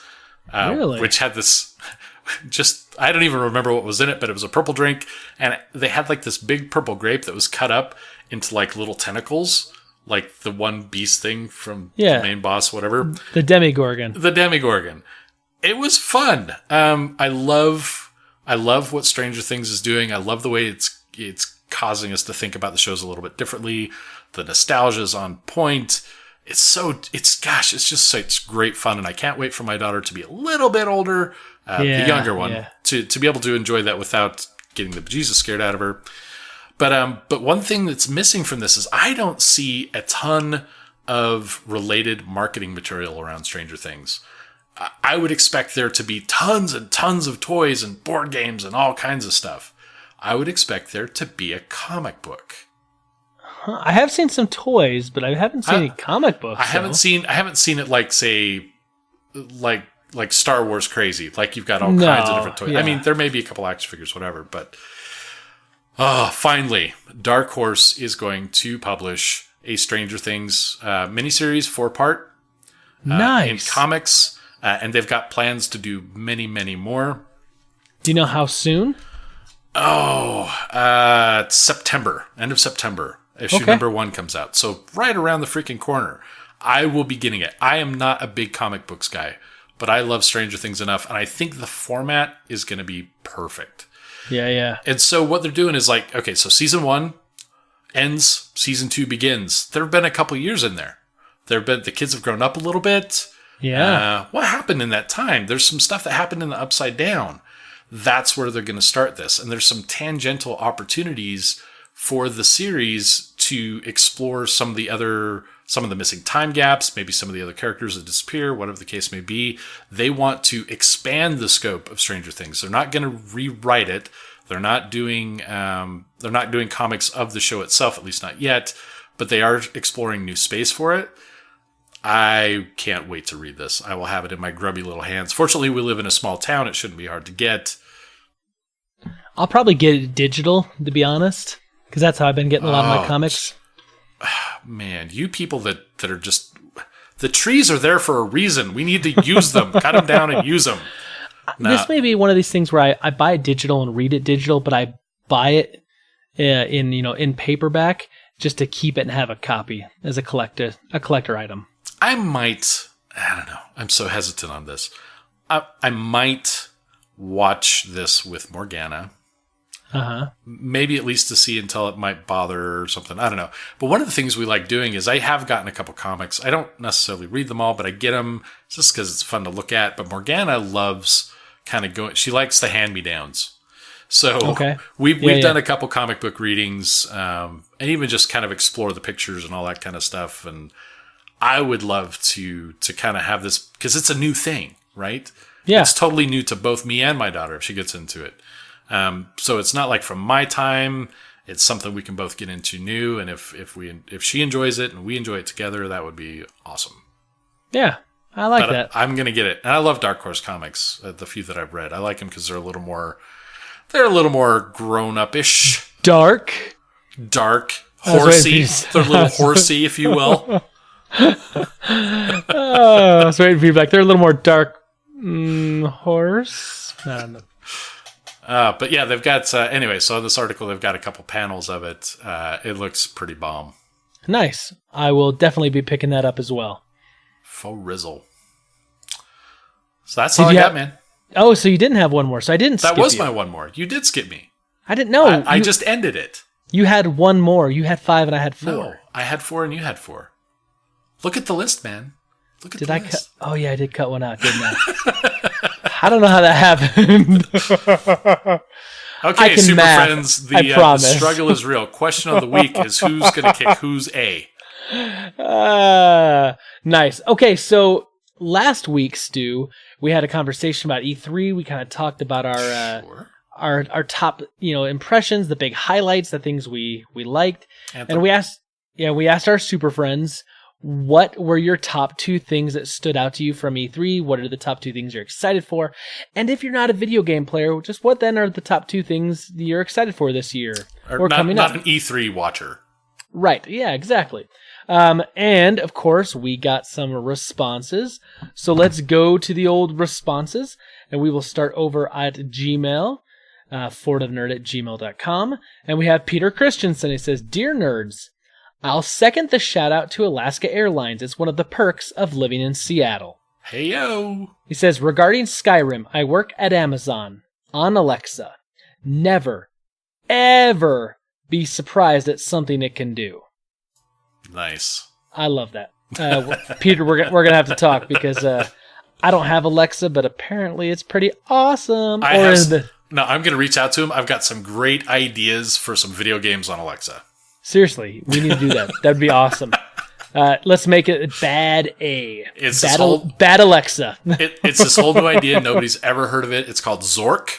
Huh. And, God, that would work on Alexa, though, wouldn't it? I think so. That would be awesome. Sorry, go on. Peter says, "I'm not into video games, so I didn't care about anything announced at E3. I'm very, very excited for Incredibles 2. I hope you saw it, Peter. Let's talk soon. Mission Impossible Fallout, and, not joking, Won't You Be My Neighbor, the documentary about Mr. Rogers." Oh, I'm so down with that. So am I. I am so down with that, too. He says, "I was too cool to watch Mr. Rogers as a kid, and from what I've read as an adult about his kind, caring nature, I've got some important catching up to do. Cheers, Peter Christensen." Morgana likes Mr. Rogers' Neighborhood. Peter, everything that you're excited for, I'm excited for. Yes. Everything. I like all of that. All right, we officially endorse Peter. I will accept that answer as a awesome answer. Let's go over to Twitter. On Twitter, we of course asked the same question, and we got some responses. Eric Green at The Art of Bacon says, "Resident Evil 2 and Kingdom Hearts 3 are my top 2. But Resident Evil 2 is so nostalgic for me, it's not even close between first and second." Nostalgia, seriously though, sometimes can really play into that, and I like the fact that he says that like out of the two, the nostalgia factor, because let's be honest, I mean, sometimes we want what we want, whether or not it's the best thing or not or whatever, but I haven't really gotten into nostalgic video games much. I know you're all excited for the Final Fantasy VII remake. Oh, Final Fantasy VII. Oh. I could really seriously care less. However, Kingdom Hearts 3, that almost made my list. And it actually was on my first list, but I called it down. We got to think about time. Kingdom Hearts 3 looks fantastic. Did you play 1 and 2? Some of them. I, unfortunately, short attention span, didn't finish either of them, but... Gotcha. But the style for 3 looks amazing. Yeah, I played 1 and 2. I'm super excited for 3, but I really want to play 1 and 2 again before 3 comes out. I don't even know if you can get them on PlayStation 4. Oh, yes, you can. Can you? I have them here at the house. They remastered them and remixed them, so it's called, I think, Kingdom Hearts 1.5 and 2.5.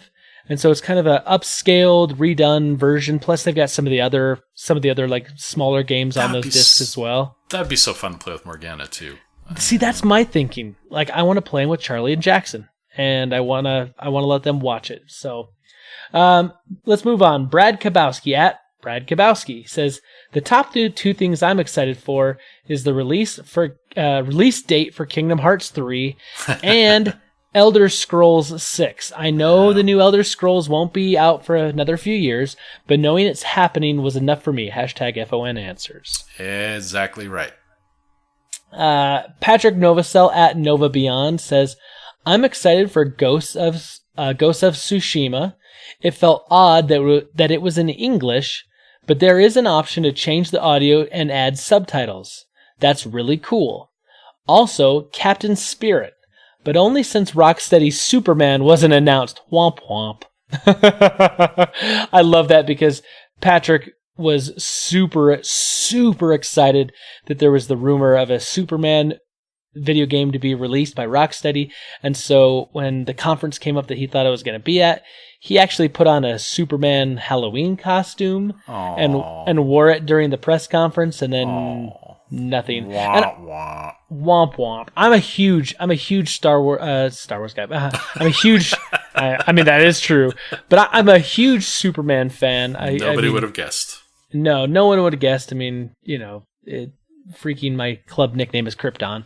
I love Superman. I would love a good Superman game. That's a hard row to hoe. I hope it happens, and I hope it comes out. Nerdish67 at dspin67 says, top 2. I'm excited that Forza Horizon 4 will be part of Game Pass. Okay, I can buy that. And I mean, those games aren't for me. I don't care for them necessarily, but they look beautiful. They really look beautiful. And so I get why we're always going to get one of those, because we can show off what the system can do. But it is cool that it's going to come to Game Pass. So if you subscribe to that, you're going to be able to play that. He says, Spider-Man looks awesome. Can't wait for that. And I agree. The Spider-Man game looks phenomenal.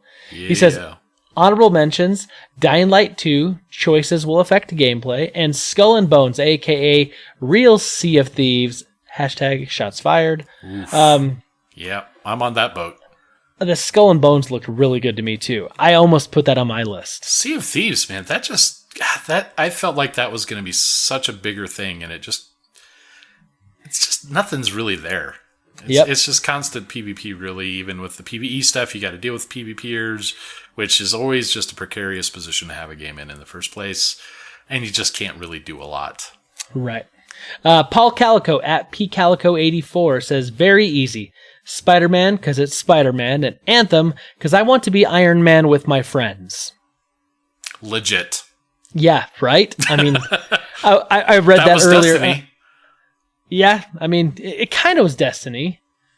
It was Destiny.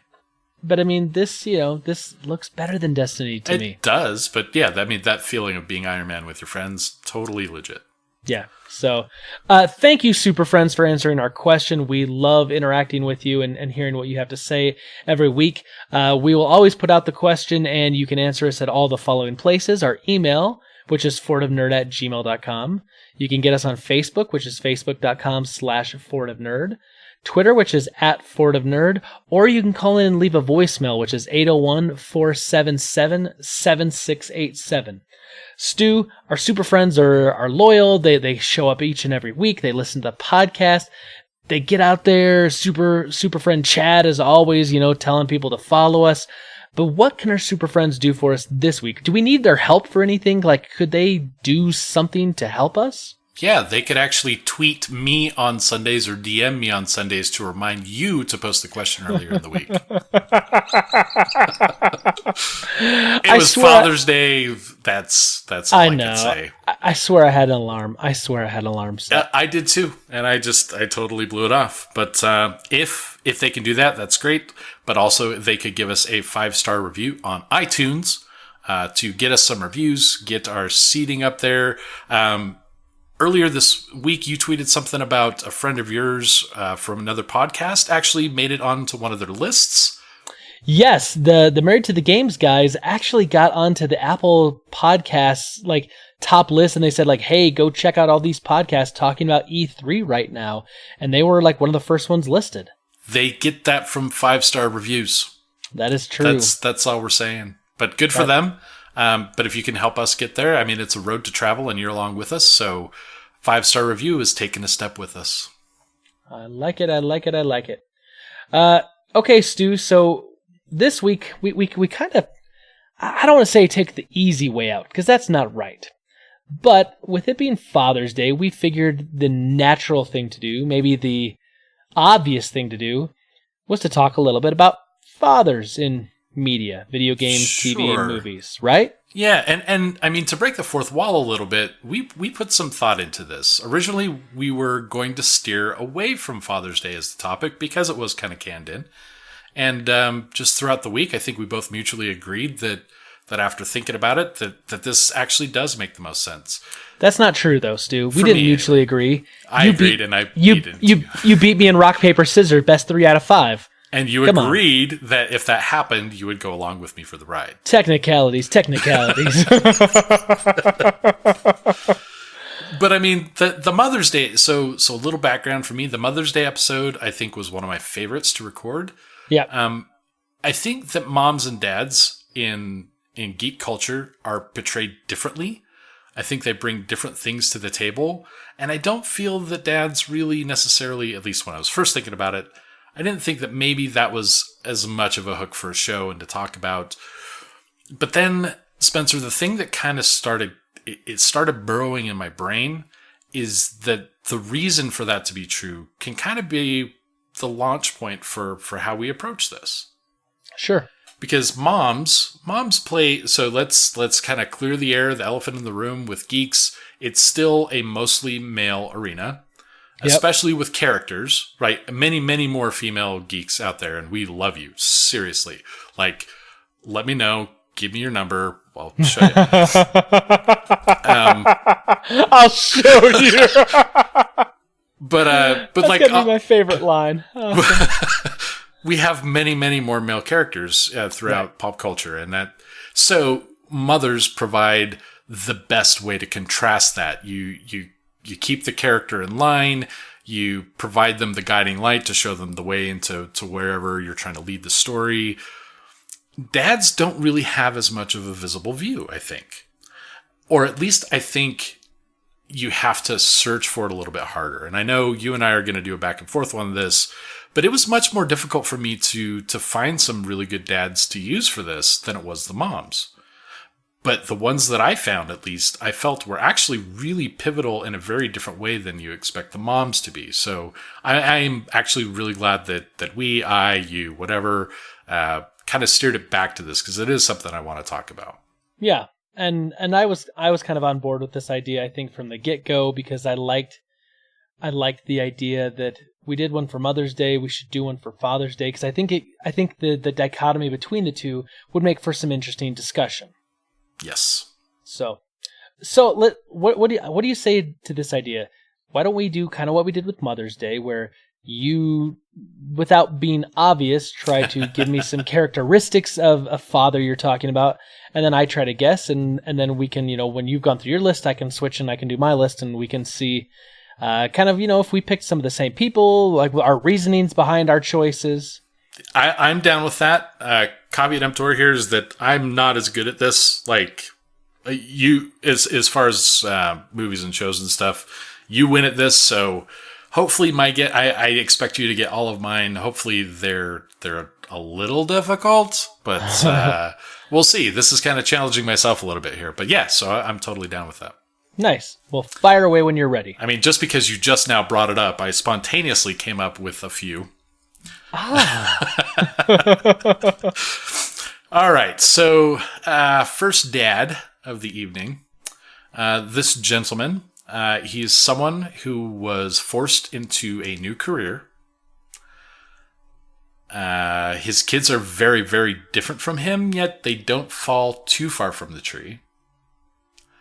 And do you know who it is yet? Because you stop me as soon as you've got it. No, I don't. Okay. After an opportunity to revisit his career, his family has to bail him out. Hmm. Oh, I'm feeling much better about myself already. Revisit his career. His family has to bail him out. Did you have anything more you can give me that wouldn't give it away? No, not really. I wrote down 3 key points of everybody here. So Okay, so give them to me again real fast. So forced into a new career. His kids are very, very different from him, yet don't fall too far from the tree. And after an opportunity to revisit his career, his family has to bail him out. Oh, I think I know this. You're talking about Bob Parr, Mr. Incredible. I am talking about Mr. Incredible. Yes. That was hard, Stu. And I just freaking saw The Incredibles too. Yay, I'm dancing in my chair. That was fun. So I'm glad you got that, though. So I have not seen The Incredibles 2 yet, as was mentioned. Uh-huh. But I mean, so one thing that stuck out to me about him was that he's like the all-American dad. Like, even without the superpowers, that part of the story doesn't change. You know, he's got this great career where he's on top of the world, and then, you know, he kind of needs to be more responsible, takes on some accounting job. His kids, while very different from him, they still, I mean, they've got the superpowers, so they have this thing that they have to be able to relate to with them. But ultimately, you know, because it is a superhero story, he goes back to superheroing, but it's his family that has to come rescue him, kind of stuff. So I'm gonna tell you a line from this upcoming movie that has been kind of in social media, and you probably maybe have already seen it. But there's a moment when Bob Parr, Mr. Incredible, is talking with Edna. Edna Mode, and you know, she's the one that makes the super suits, and she says, done properly, parenting is a heroic act done properly. And I really loved that line when I was watching the movie, and I was thinking about it because obviously, you know, he's a superhero and whatnot, but I was thinking about that, like, if parenting's done rightly and done correctly, all parents are a hero or a superhero to their children. Sure. Of course, you have to do it correctly, and it has to be done right. And sometimes it's not even so obvious. Like my older daughter, we had a lot of tenuous stuff. Her mom passed away when she was young. A lot of things she fought me on growing up. But now that she's 22, she's told me that I'm her hero. That even though at the time she didn't, all that stuff that built up to everything to where she's at now as an adult contributed. And now she understands. So that to me was probably one of the best compliments I've ever gotten. That is so cool. I love that. But yeah, I love the idea of Bob. And I mean, it's about the superpowers and stuff, but it's important and it's there. And I'm glad that he was a good dad in that. Bob Parr did not make my list. He was very close to it. I thought about putting him on, but I thought maybe that'd be a little too much Incredible since I just saw the movie and I really wanted to talk about it, but you hadn't seen it. So I'm glad you brought him up. I love Bob Parr because seriously, like he's a good example of a father, right? He does what needs to be done, even though like his job just like crushes his soul. He's doing it because he knows it provides for his family. All right, let's move on to number 2. Very good pick, by the way. Very good pick. I'm actually rather pleased with myself. We'll see how the rest of this goes, though. So, number 2, military father. He plays a surrogate father to the woman that his son is in love with. And he falls in love with someone who is consistently an adversary.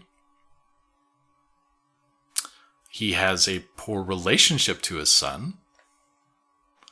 But in the end, they ultimately come together with opposing ideas for the same goals. And you're never going to get it based on the look on your face. Because I just described like the father in this person, which has nothing to do with the show. Give that to me again real fast. Military dad. Yeah. Plays a surrogate father to the woman his son is in love with. And A surrogate father to the woman his son is in love with? Mm-hmm. Okay. And he falls in love with someone who is consistently an adversary. And he has a poor relationship with his son. They end up going at odds, but they end up, from those odds, coming together to kind of finish it up. Anyone? Any of the Super Friends know? No clue here. No clue here. This is so... No, I had no clue. Admiral Billadama. Okay. Battlestar Galactica. Gotcha. See, I'm being maybe I was too obscure with my hints. Now you're going to get revenge, and I'm not going to be able to sleep very well. But I think for me, the reason I want it, I love all the characters of Battlestar Galactica, but it's not just the characters; it's the relationships they had. Lee and Starbuck, especially, I kind of like the tension between them. Yep. I love that even when they were part, that once it was introduced, that underlying tone of permanent bond was still there, and just everything about that. But I really love the ideal of the military father having some distance from his kid because he's trying to bring him up right. The perception is he's not the favorite son, all that kind of stuff. But just the growth of them, even through being at odds throughout the whole series in one way or another, just that to me was ideologic. Yeah, I like that. Okay. So very, very good. Very, very well hidden. That threw me. I was not thinking Battlestar Galactica. I was thinking like maybe the father from Black Panther, maybe. But no, I felt like I had to bring out my A game with these because I know if I gave a little bit in any of the hints, you'd have it. Okay. Especially from the Mother's Day stuff. You had that down. So, all right, here's another one. I don't know. Maybe you will, maybe you won't. So, and this one may be tricky. So, equal rights activist. His middle name is Francis.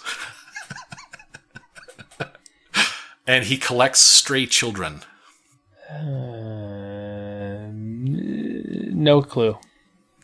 So. Oh, wait. Equal rights activist. Middle name is Francis and collects stray children. No, you got me. Professor X. I would. The The equal rights activist part threw me because usually when I think of equal rights activism, I think of like the 1960s, 1970s, women's rights. Right. Of course, this is like mutant rights. Well, right, but Professor X was actually modeled after Martin Luther King. And actually came to be in the middle of the civil rights movement. And that was the social commentary coming from the comics in that character. But the father stuff in that, Professor X obviously isn't the father to any of these people, but he is the father to many of them, right? He's the father that accepts them, brings them up. I actually wanted to add another hint that trains them to fight as enemies, but he actually trains them in being socially, acceptable and all that kind of stuff. But, but it's not untrue. Let's just say that right there. True. Your descriptions are very sneaky this time around. I like it. But yeah, no, Professor Xavier is a great father figure in the comics for sure. Yeah. Okay, so this one I think you might get. I'm actually hoping that you get it. Okay, so this one, his own daughter died of cancer. He ends up raising someone else's daughter, and additionally watches after another woman's son who's not his own. Give that to me again. Daughter died of cancer, raises someone else's daughter for a brief period of time, I'll add that, and watches after another woman's son who's not his own. I'm actually going to be mad at you if you don't get this one. The problem is like this could be all over. This could be video games, it could be TV, it could be movies, and so true. Like trying to like at first I thought maybe it's like Silver Spoons, and I was like, no, it doesn't sound like Silver Spoons. I'm like, who's the boss? I'm like, no. Chief Hopper. Oh yeah, I forgot how his daughter died. Yeah, I could see that, but still. Yeah, that's why I added the whole raises someone else's daughter for a brief period of time, which was kind of like the lead-in for season 2 in the first place. Right. But so, and the interesting thing is we saw a couple different father figures in that. So what's his name? Samwise? Right. I can't remember his character's name off the top of my head right now. But, he comes in as like the new boyfriend / stepfather. But Chief Hopper was really kind of the dad to the situation. Definitely very directly to 11. Right. But he's also watching after the other kid and kind of trying to keep him out of trouble, as well as going to help rescue them. And I think I identified most with like the struggle of being a father in that, where you have to make hard choices and you have to provide the discipline, but it's done for protection in an obvious way in this show. He's got to keep 11 safe. He's got to keep the other kids safe. But ultimately, when it comes down to it, he's in there going to blows with them, right? And he's the one trying to save the day. And so I really love that character. Yeah. I like Chief Hopper because not only does he do what he feels like he needs to do because it's like the right thing to do. Like, you just get the instinct that, like, because he's a dad, and because, he had a kid, he understands that there's times when you have to do what's right, but there's times you have to do what's maybe in the best interest of the child. And I like that. Yeah. All right. This next one's going to be kind of fun, I think. So he's a coward.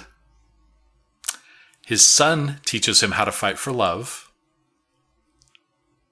And he's visited by Darth Vader. He's a coward. Mm-hmm. His son teaches him how to fight for love. Or his son teaches him to fight for love, sorry. And he's visited by Darth Vader. Oh, man. You got to get this one. So he's a coward. Son teaches him to fight for love, and he's visited by Darth Vader? Yes. I'm trying to think the son teaching him to find love part. Fight for love. Fight for love.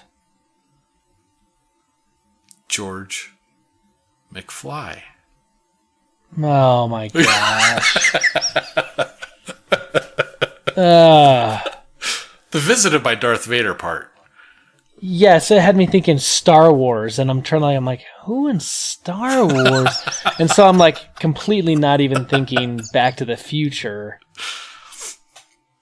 Okay, well, we're never having me do the guessing game again, apparently. I think if you would have said like his son travels through time to make sure he meets his mom, something like that. That I would have got. But like the Darth Vader line is a complete red herring because now I'm thinking Star Wars. I'm like, who in Star Wars meets Darth Vader and is still alive to tell the tale? And son teaches him to fight for love. What the heck? Yeah, there's really nothing redeeming about George McFly. I just thought that was fun. But no, as a complete he does follow his destiny. Well played. It is a polar opposite to what I was saying earlier about fathers not really having a major role, because he was right. That was really he was the subject of the protagonist's journey, right? And but yeah, so I've got a bonus one. Okay. This one is not really nerd pop culture relevant, but one of my favorite dads in cinema, if you will. So real quick, I'll just go through this one. He quits his job and gets divorced. He starts his own TV show, and he turns to cross-dressing to save his relationship with his kids. Mrs. Doubtfire. Yeah. Yeah. I could not have that on the list, so I figured that was a bonus one. But that was just such a fun movie. But, I feel I had my own struggles with my older daughter for a little while after her mom passed away. But the whole thinking outside the box to be with his kids and to and also the little sabotage with his mom's new relationship, and it just really kind of struck with me. And I love the character. I love that movie. That could be a guilty pleasure, I guess. I don't know. Nice. I like it. Okay, well, so you were one for five. We'll call it 2 for 6 because you got Mrs. Doubtfire. Yeah. No, they were all good fathers. I'm going to give you that. sneakily presented, though, I think, to intentionally trip me up, which I'll give you points for that as well. Yay. Okay, so here's my list. I'm going to start off with what I think is an easy one. I'm going to bomb these. You'll see. So this father is trying to raise his son around his dysfunctional family. The dad can't seem to fall in love, or always strikes out when falling in love. And his father is in jail. So, I don't know. Wait, no. So the father's in jail. Yep. Bluth? Yes. Michael Bluth. There's always money in the banana stand.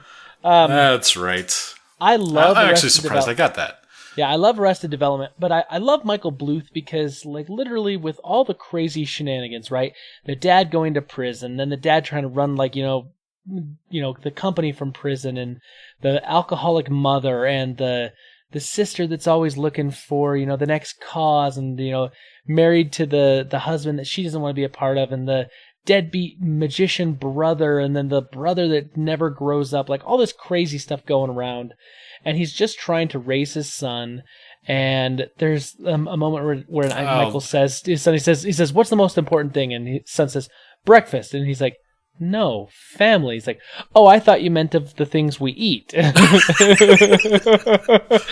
it's that moment, like, and that was like in the very first episode. He's saying, like, family is the most important thing, but his family's whack jobs, but yet he's trying to hold it together. He's trying to help raise his son properly amidst chaos. He does make some pretty dysfunctional decisions as well. Oh, sure. As the show progresses, you actually see that Michael's pretty dysfunctional as well. Yeah. We got another hop on the stair car. Anyway, I love Michael Bluth. I love that show, but I really love just like his portrayal of a father who's trying to do his best amongst chaos at all times. Sure. I'm down. Okay. Let's see if you can get this next one here. Okay, this father would be classified probably as one of the most morally steadfast characters.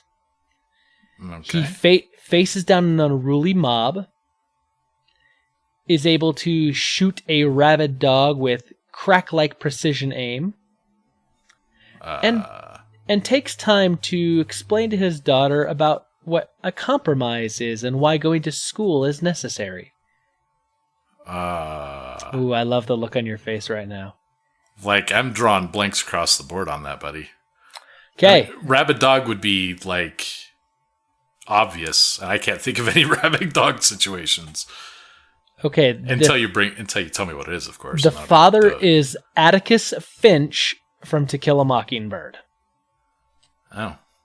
So Atticus Finch is probably going to be held up as one of the all-time examples of fatherhood. I mean, right? He's a Southern lawyer. He's fighting for social justice. It's the book is a big-time commentary at the time for what's going on about racial divide in the country, and but he stands down this unruly mob that are basically coming to lynch this guy. He basically takes the time to like explain to his daughter, who's living in this southern small town, like why all this social upheaval is going on, and patiently explains like all this to his daughter, and explaining what compromises are, and why school is going to necessary. So like he's a great example of a father in media because he does what's right, but he also takes the time for his children to explain why it's right. And I think that's a very important thing, that not just doing right is important, but explaining to our children and teaching our children why it's right and why we need to do the right thing, even if it's hard. And even if, obviously, like in the case of like the mob that comes, and in the court scene and all that other stuff, that even when public perception seems to be against you for doing the right thing, you still do the right thing and you still teach your children why that's important. Sure. My only problem with that is that was not very nerdy at all. Well, I said media. I'm slamming down my plastic bottle cap. I read the book because it was required reading when I was growing up. I've never seen the movie. It's a great movie. I'm at a loss. Wow. Okay. All right. So let's see. That's 1, 2 that I've done. Okay. All right. This one I think you'll have an easier chance to get. Okay. This dad wants to give his kids the best possible vacation that he can. Griswold. Yeah. Nice. Clark W. Griswold. I actually wrote down like the best vacation / Christmas. Here's the thing about Clark W. Griswold. While he's kind of the bumbling oaf of a dad at times, like he literally wants to give his kids like the best possible vacation. And so as things progressively get worse and worse, like he still is like, no, we're soldiering on. We're going to make the best of the situation until the very, very end where he's like, it's like, I drove all the way here. We're going to see a dang moose, and they go into Wally World or Christmas time, right. the lights and all that, and, providing the best Christmas. What I like about Clark W. Griswold, besides the humor, besides all the fun, because he's a great character, is that on the father side of things, that his whole focus isn't himself. It's not about him. It's not about advancing his career. It's not about, living in the nicest house. It's about he wants to provide these memories, these family experiences for his children. Whether they like it or not. Whether they like it or not. And so, like, obviously by the end of these movies, like, no one's happy because everything's going wrong. But you see that he has a heart of gold. He's literally just trying to build memories because he understands that when the kids have grown and they've moved away and they have kids of their own and they're getting older, they're not going to remember maybe necessarily the things they owned or the street they lived on. They're going to remember the memories they had with their dad and the family experiences. And I like that. As a dad like that speaks to me, obviously. Sure. I am that kind of father, though, that when I have plans in place, those plans will be seen all the way through. And I mean, even to the point of everyone around me is going to be miserable if things don't work out. So hence why you're trying not to plan too much for the Portland trip. That may be part of it. Yeah. I actually was thinking as you were describing that, I'm like, oh my God, this is what's going to happen in 2 weeks. You're like, I don't want my kids to kill me or hate me. Yeah. Yeah. Okay. Not too much anyway. This is a toss up because I know if I go this direction, I pick this one, you're not going to get it because I don't think you got the frame of reference for it. But at the same time, this other one, maybe. Okay, so let's go this way. Helpful. Yeah, sorry, I'm talking out loud here. This is live. This father loses his wife and all of his children except for one, and he ends up after the murder of his wife and children, except for the one son. He ends up devoting his entire life to the one remaining son. And after the son is kidnapped, he has to try to rescue his son. Ooh, I love this. This feels like something I should get. Oh, yeah. I think so. And I'm going to be embarrassed when I don't. Yeah, I think so. Yeah. Okay, one more time. Okay, so his wife and all his children except for one are murdered. He ends up devoting the rest of his life to his one remaining son. And when his son is kidnapped, he goes to try to rescue him. Finding Nemo? Son of a... How did you get that? I had to shed all semblance of... I had to push myself outside the box for a minute. One of my next things would have been like he swims across the ocean to find his son. I'm like, that's got to be a dead giveaway. Yeah. So Marlin and Finding Nemo, right? His wife and his other kids, are all killed basically, and Nemo's the only one that survives. What I like about this example of fatherhood is that like the task that was before him was ginormous. I mean, absolutely ginormous, right? His son's taken and moved. Basically the other side of the ocean. And he ends up just saying like, that doesn't matter. I'm going to go to the ends of the earth to find my son and to rescue him. And I think that that's how most fathers feel, that they would go to the ends of the earth to save or protect their children? So he actually almost made it on my list for different reasons, and I didn't really kind of want to go into it because it's but since we're going here, okay. So the thing about him that I like is that I really actually kind of identify with him. When the mother of my older daughter passed away, I really kind of felt like that. I was the helicopter parent. I could not have been more careful with everything. Like, oh my God, don't leave the house because a plane could fall on you, kind of thing. Irrational stuff. Very, very, very irrational stuff. And so he has to go through this long journey. I had to go through a long journey to kind of get away from that and get past it. And it's not just to save his son, but in the process to be able to do it, he as a father has to grow. And he has to take those very same risks that he's afraid of his son going through. And at the end of it, he's a little more loose about it, right? And, because you accept that sometimes those risks are what you need to do to survive. And so that growth, I identify most with the clownfish. So that's my life. But yeah, so I really dig that choice. Thank you for bringing him in that.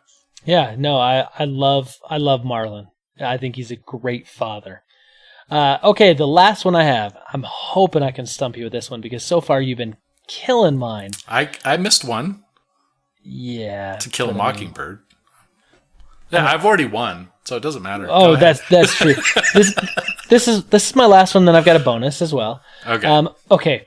So this father turns to a life of crime to provide for his family. He wants better for his children than he has. And he just wants to pursue the American dream. I actually thought I might have had a couple ideas until the American dream thing.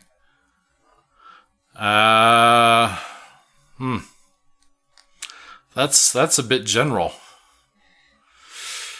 Life of crime. I want.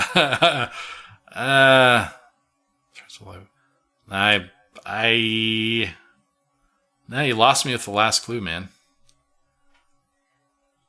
All right. Go for it. Okay, so I'm going to give you a quote of his. Okay, good. And then, so you've lost. You missed this one, but I'm going to give you a quote of his as a little bonus to see. Okay, a man who doesn't spend time with his family can never be a real man.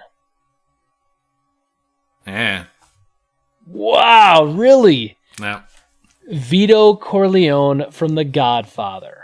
I'll see. I never really. Oh boy. Oh, Stu. No. Say it. So then I can, publicly. I never really shopped at Safeway. That's all I'm going to say there because I don't want a hit on my house. Shop smart, shop S smart. I never really got into The Godfather. Really? That was that was just a thing. That was like my stepdad's favorite movie. Had to watch it as a kid. It's just one of those things I really didn't like growing up. So I try to mentally block that and never enjoyed it. Maybe read the book then. So here's the thing, like Vito Corleone, he comes over from Italy, from Sicily to this country. And as he starts having a family, and his family's growing, like he realizes he needs to provide for his family, and doing it legit just isn't cutting it, right? So he ends up turning to crime, and of course, he has children, and then his son Michael is a big war hero who fights in World War II, and is a pilot, and he wants more for his children. He wants them to have the American dream. He wants them to be able to legit. He wants them to be, Governor Corleone, Senator Corleone, something like that, right? However, you see the big disappointment in his eyes when he realizes that, his son is following in his footsteps. And he did not want that. He wanted his son to not follow in his footsteps, to have more.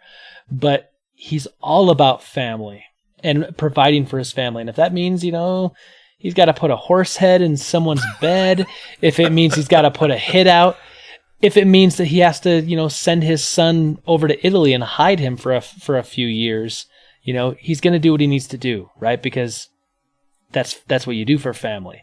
I love Vito Corleone.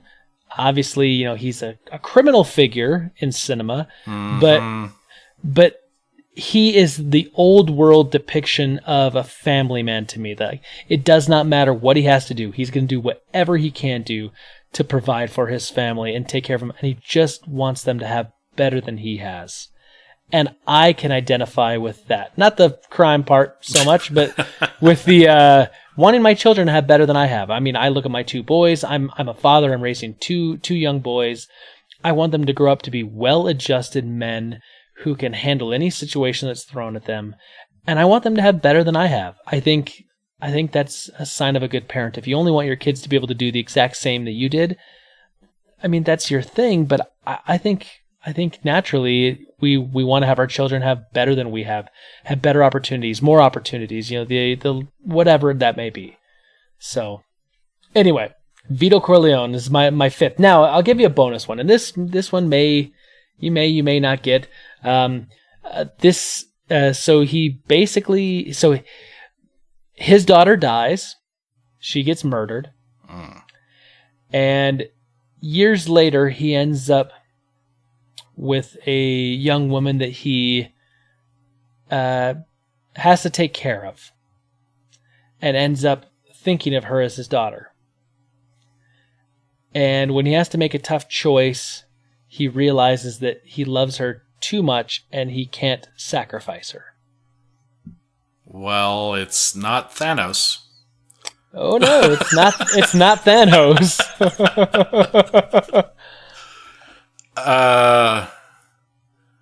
When he has to make a choice, he can't sacrifice her. I feel like that's the key. That's the key. Definitely the key. He can't sacrifice her.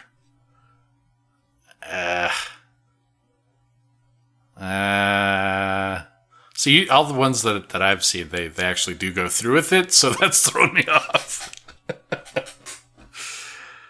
Oh. You got me there, Rabbit.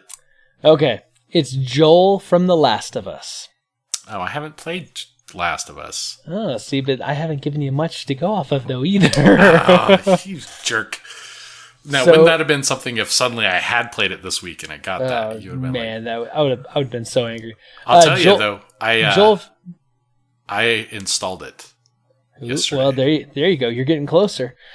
Joel from The Last of Us is great because he's not the traditional father, but he's a man that ends up, becoming a father figure to Ellie, and he looks out for her. And I think that we see that a lot in film and video games, that we see these father figures that maybe necessarily aren't the fathers to necessarily to the protagonist or whatever, but they become a father-like figure or a father figure, and that they end up like looking at them as their children, and then when they have to make hard choices, they struggle with it because they truly genuinely care. And I like that. I like seeing that sort of portrayal, because it's nice to know that blood doesn't necessarily indicate family or doesn't necessarily indicate love.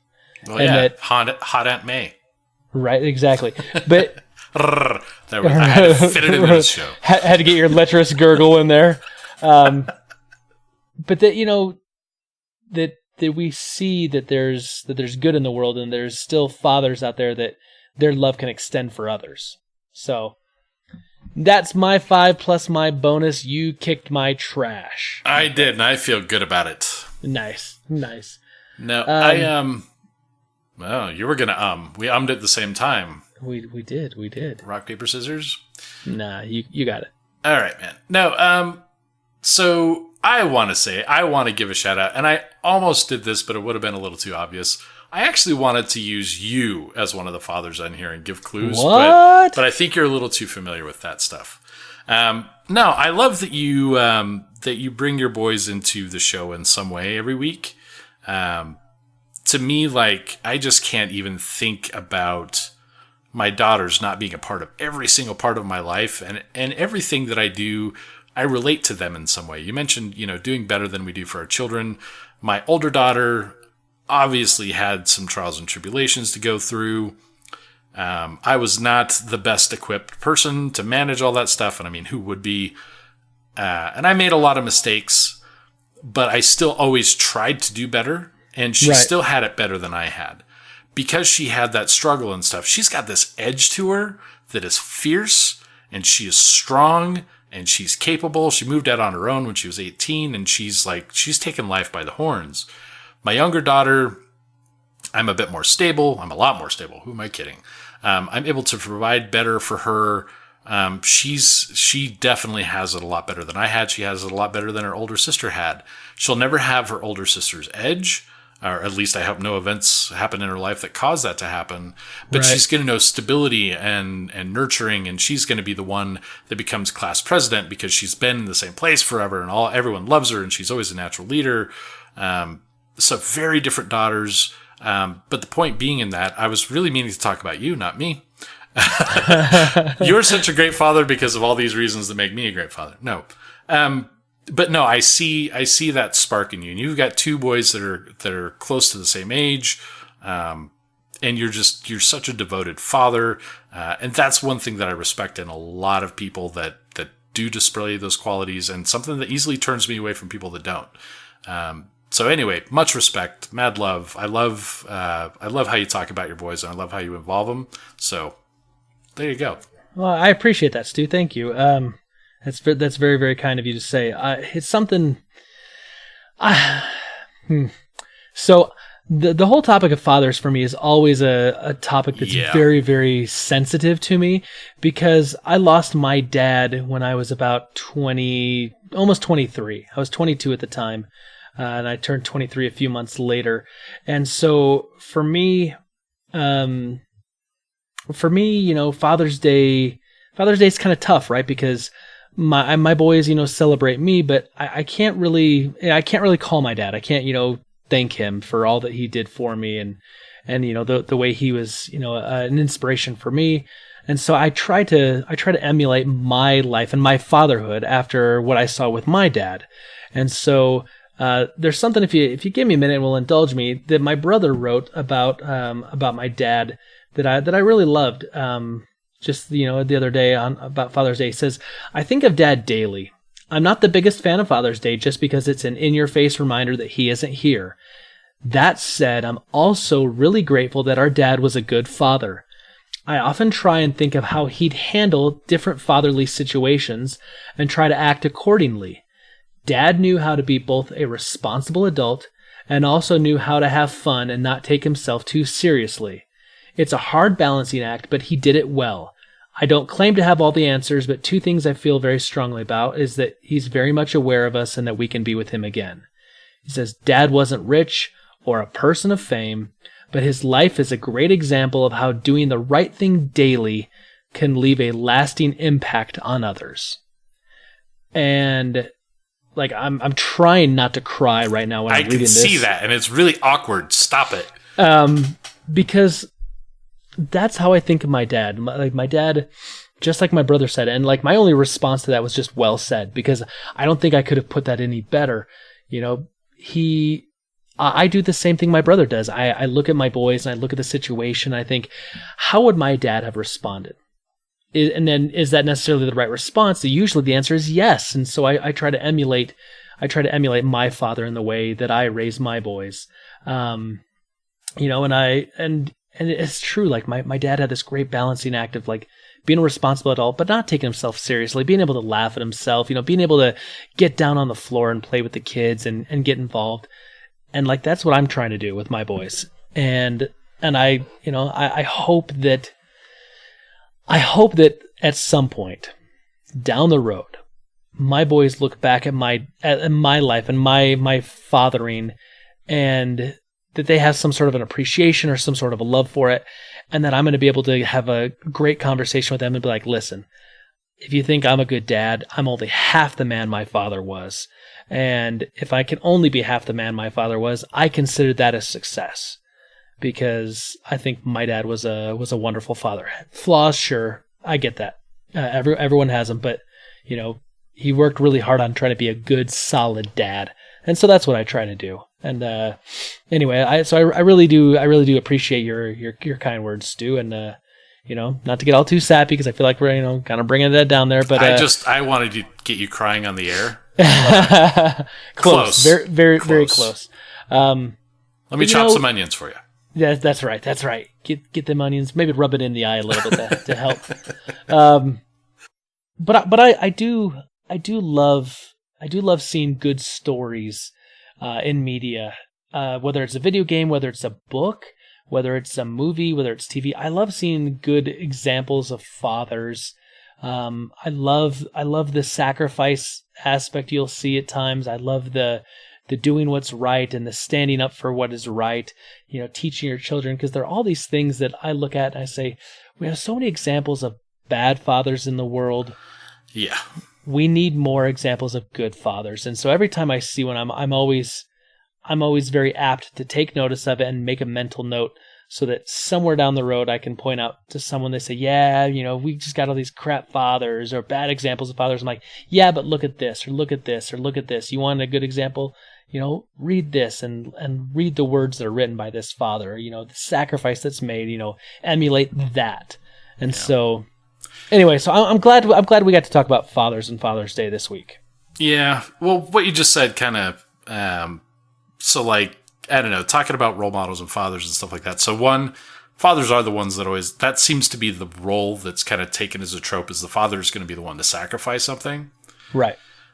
So I guess that's kind of really the key difference. Not to say that there aren't mothers in pop culture that don't as well, but so like you talk about the examples of bad fathers, and unfortunately, with my upbringing, I was one step away from being that. My upbringing, I hate to say, both of my real dad and my stepfather, not good examples of parenting, and I could have easily gone down that road too, especially with losing my older daughter's mom. I didn't. The thing that sucks about all this is I'm not boohooing about having poor parenting, but like I missed learning the skills to cope with that. I missed learning the skills to become a good adult. Sure. And that's really the biggest tragedy in all that. I never let it hold me back from becoming who I was going to be, but I never learned how to balance a checkbook as a kid, for crying out loud. So imagine Mr. Me with impulse control problems suddenly having some disposable wealth, and holy crap. So yeah, I was never equipped to deal with those kinds of things. But I'm glad that whatever happened that caused me to kind of look outside of that and decide that wasn't something I wanted to give to my own children. And I didn't want them to feel lucky that they got a good dad, but to know that I love them and care for them more than anything in this world. And that's ultimately why I'm here. And it's not all that figurative to say that my older daughter saved my life, because without her there going through everything that we did, it was really her that caused me to kind of keep moving forward. Even if it took a little while longer than that. Sorry, Kate. But I did get my stuff together and I did kind of turn things around. I happen to think I'm a really good dad now, and I'm really proud to see all the things that my daughters accomplish. So I'm glad to have, it was a hard fight, but I'm glad to be in Camp Good Dad. And that's hashtag really, Camp Good Dad. Hashtag Camp Good Dad. So that to me has been like a motivation for improving my life. And so fatherhood is definitely the cornerstone of why I do anything I do. Right. And to be honest, like I can't imagine like what you would have had to have gone through. Like I get like that would be a very difficult thing to go through and be like, hey, I'm the only parent now. There's no one else to rely on. I've got to play both roles. I've got to do everything. I've got to step up, and be that person. Yeah, and I didn't do it well. I did not. But you know what though? I mean, that's part of the human condition, right? Like, there's no rule book written for fathers. Like when your child is born, they don't hand you the baby and then be like, oh, and by the way, here's the instruction manual that you get. This is not like when you open up, some new toy. It's, well, step one, be there. Right. But you've got to figure it out. It's all on the job training. It's all trial and error. And so the fact that, you had to go through some even bigger hurdles than, a lot of fathers have to go through, this shows the resilience of, the relationship you and Kate have and what you had to go through to get to where you are now. And the reality is that you're probably both better off for the struggle that you had in different ways. Yeah. It's funny, though, to see how I treat both of my daughters, though. The first one, like the whole no rule book thing. So events notwithstanding, total paranoid dad, everything that's going to go wrong can go wrong. Right. And so living through that, and then such a huge gap between the ages of my daughters. Second daughter's like, oh, she's playing with fire again. Do we have water for her to put it out later? It's just, it's par for the course now. So it's funny. Right. It's funny to reflect on my own thoughts about that I'm actually okay with Morgana taking risks and learning things. And I know things are going to work out. And she's very strong in her own way too. So that's awesome. So anyway, I want to, I kind of want to wrap this up though. And I think I kind of want to phrase our question of the week this way, similar to what we did with Mother's Day, but a little different. So I want to put it like this. What father figure inspired you the most or taught you the most, and maybe facilitated your nerdiness?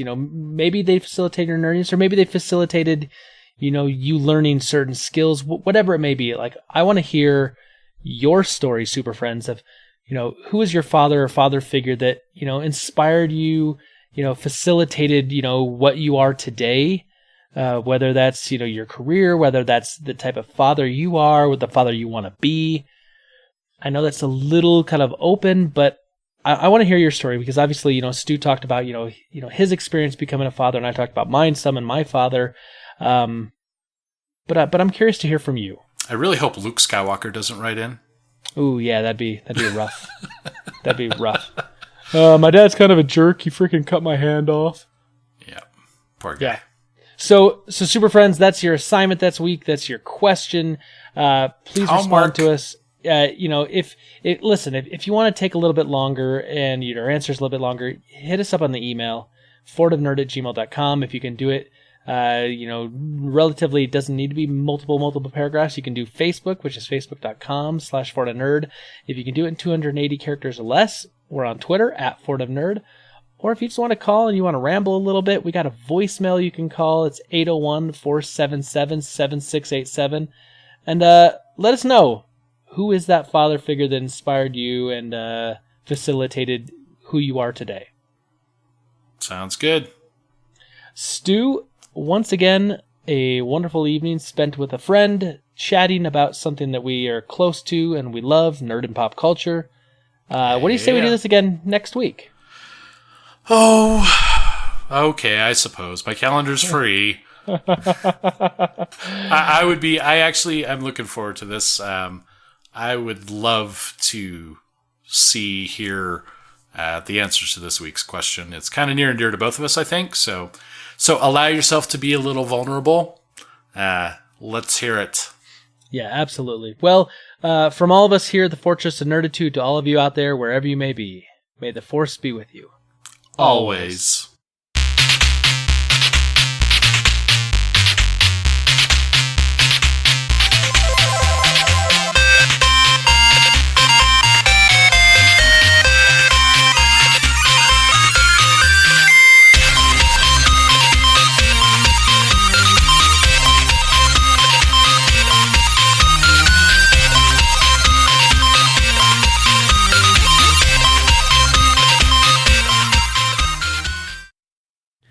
Welcome to Super Oh, God. Oh no! Don't lose that one. Man, go live with it. Let's go. Let's roll. Let's go. Suck right out of the gate, and I'm like, "Welcome to the what's the name of the show again? I don't remember." This is Super Friends Happy Hour, that's hosted by Jose Cuervo. I actually said almost welcome to the Super Friends. Anyway, all right, let's do it again. Oh.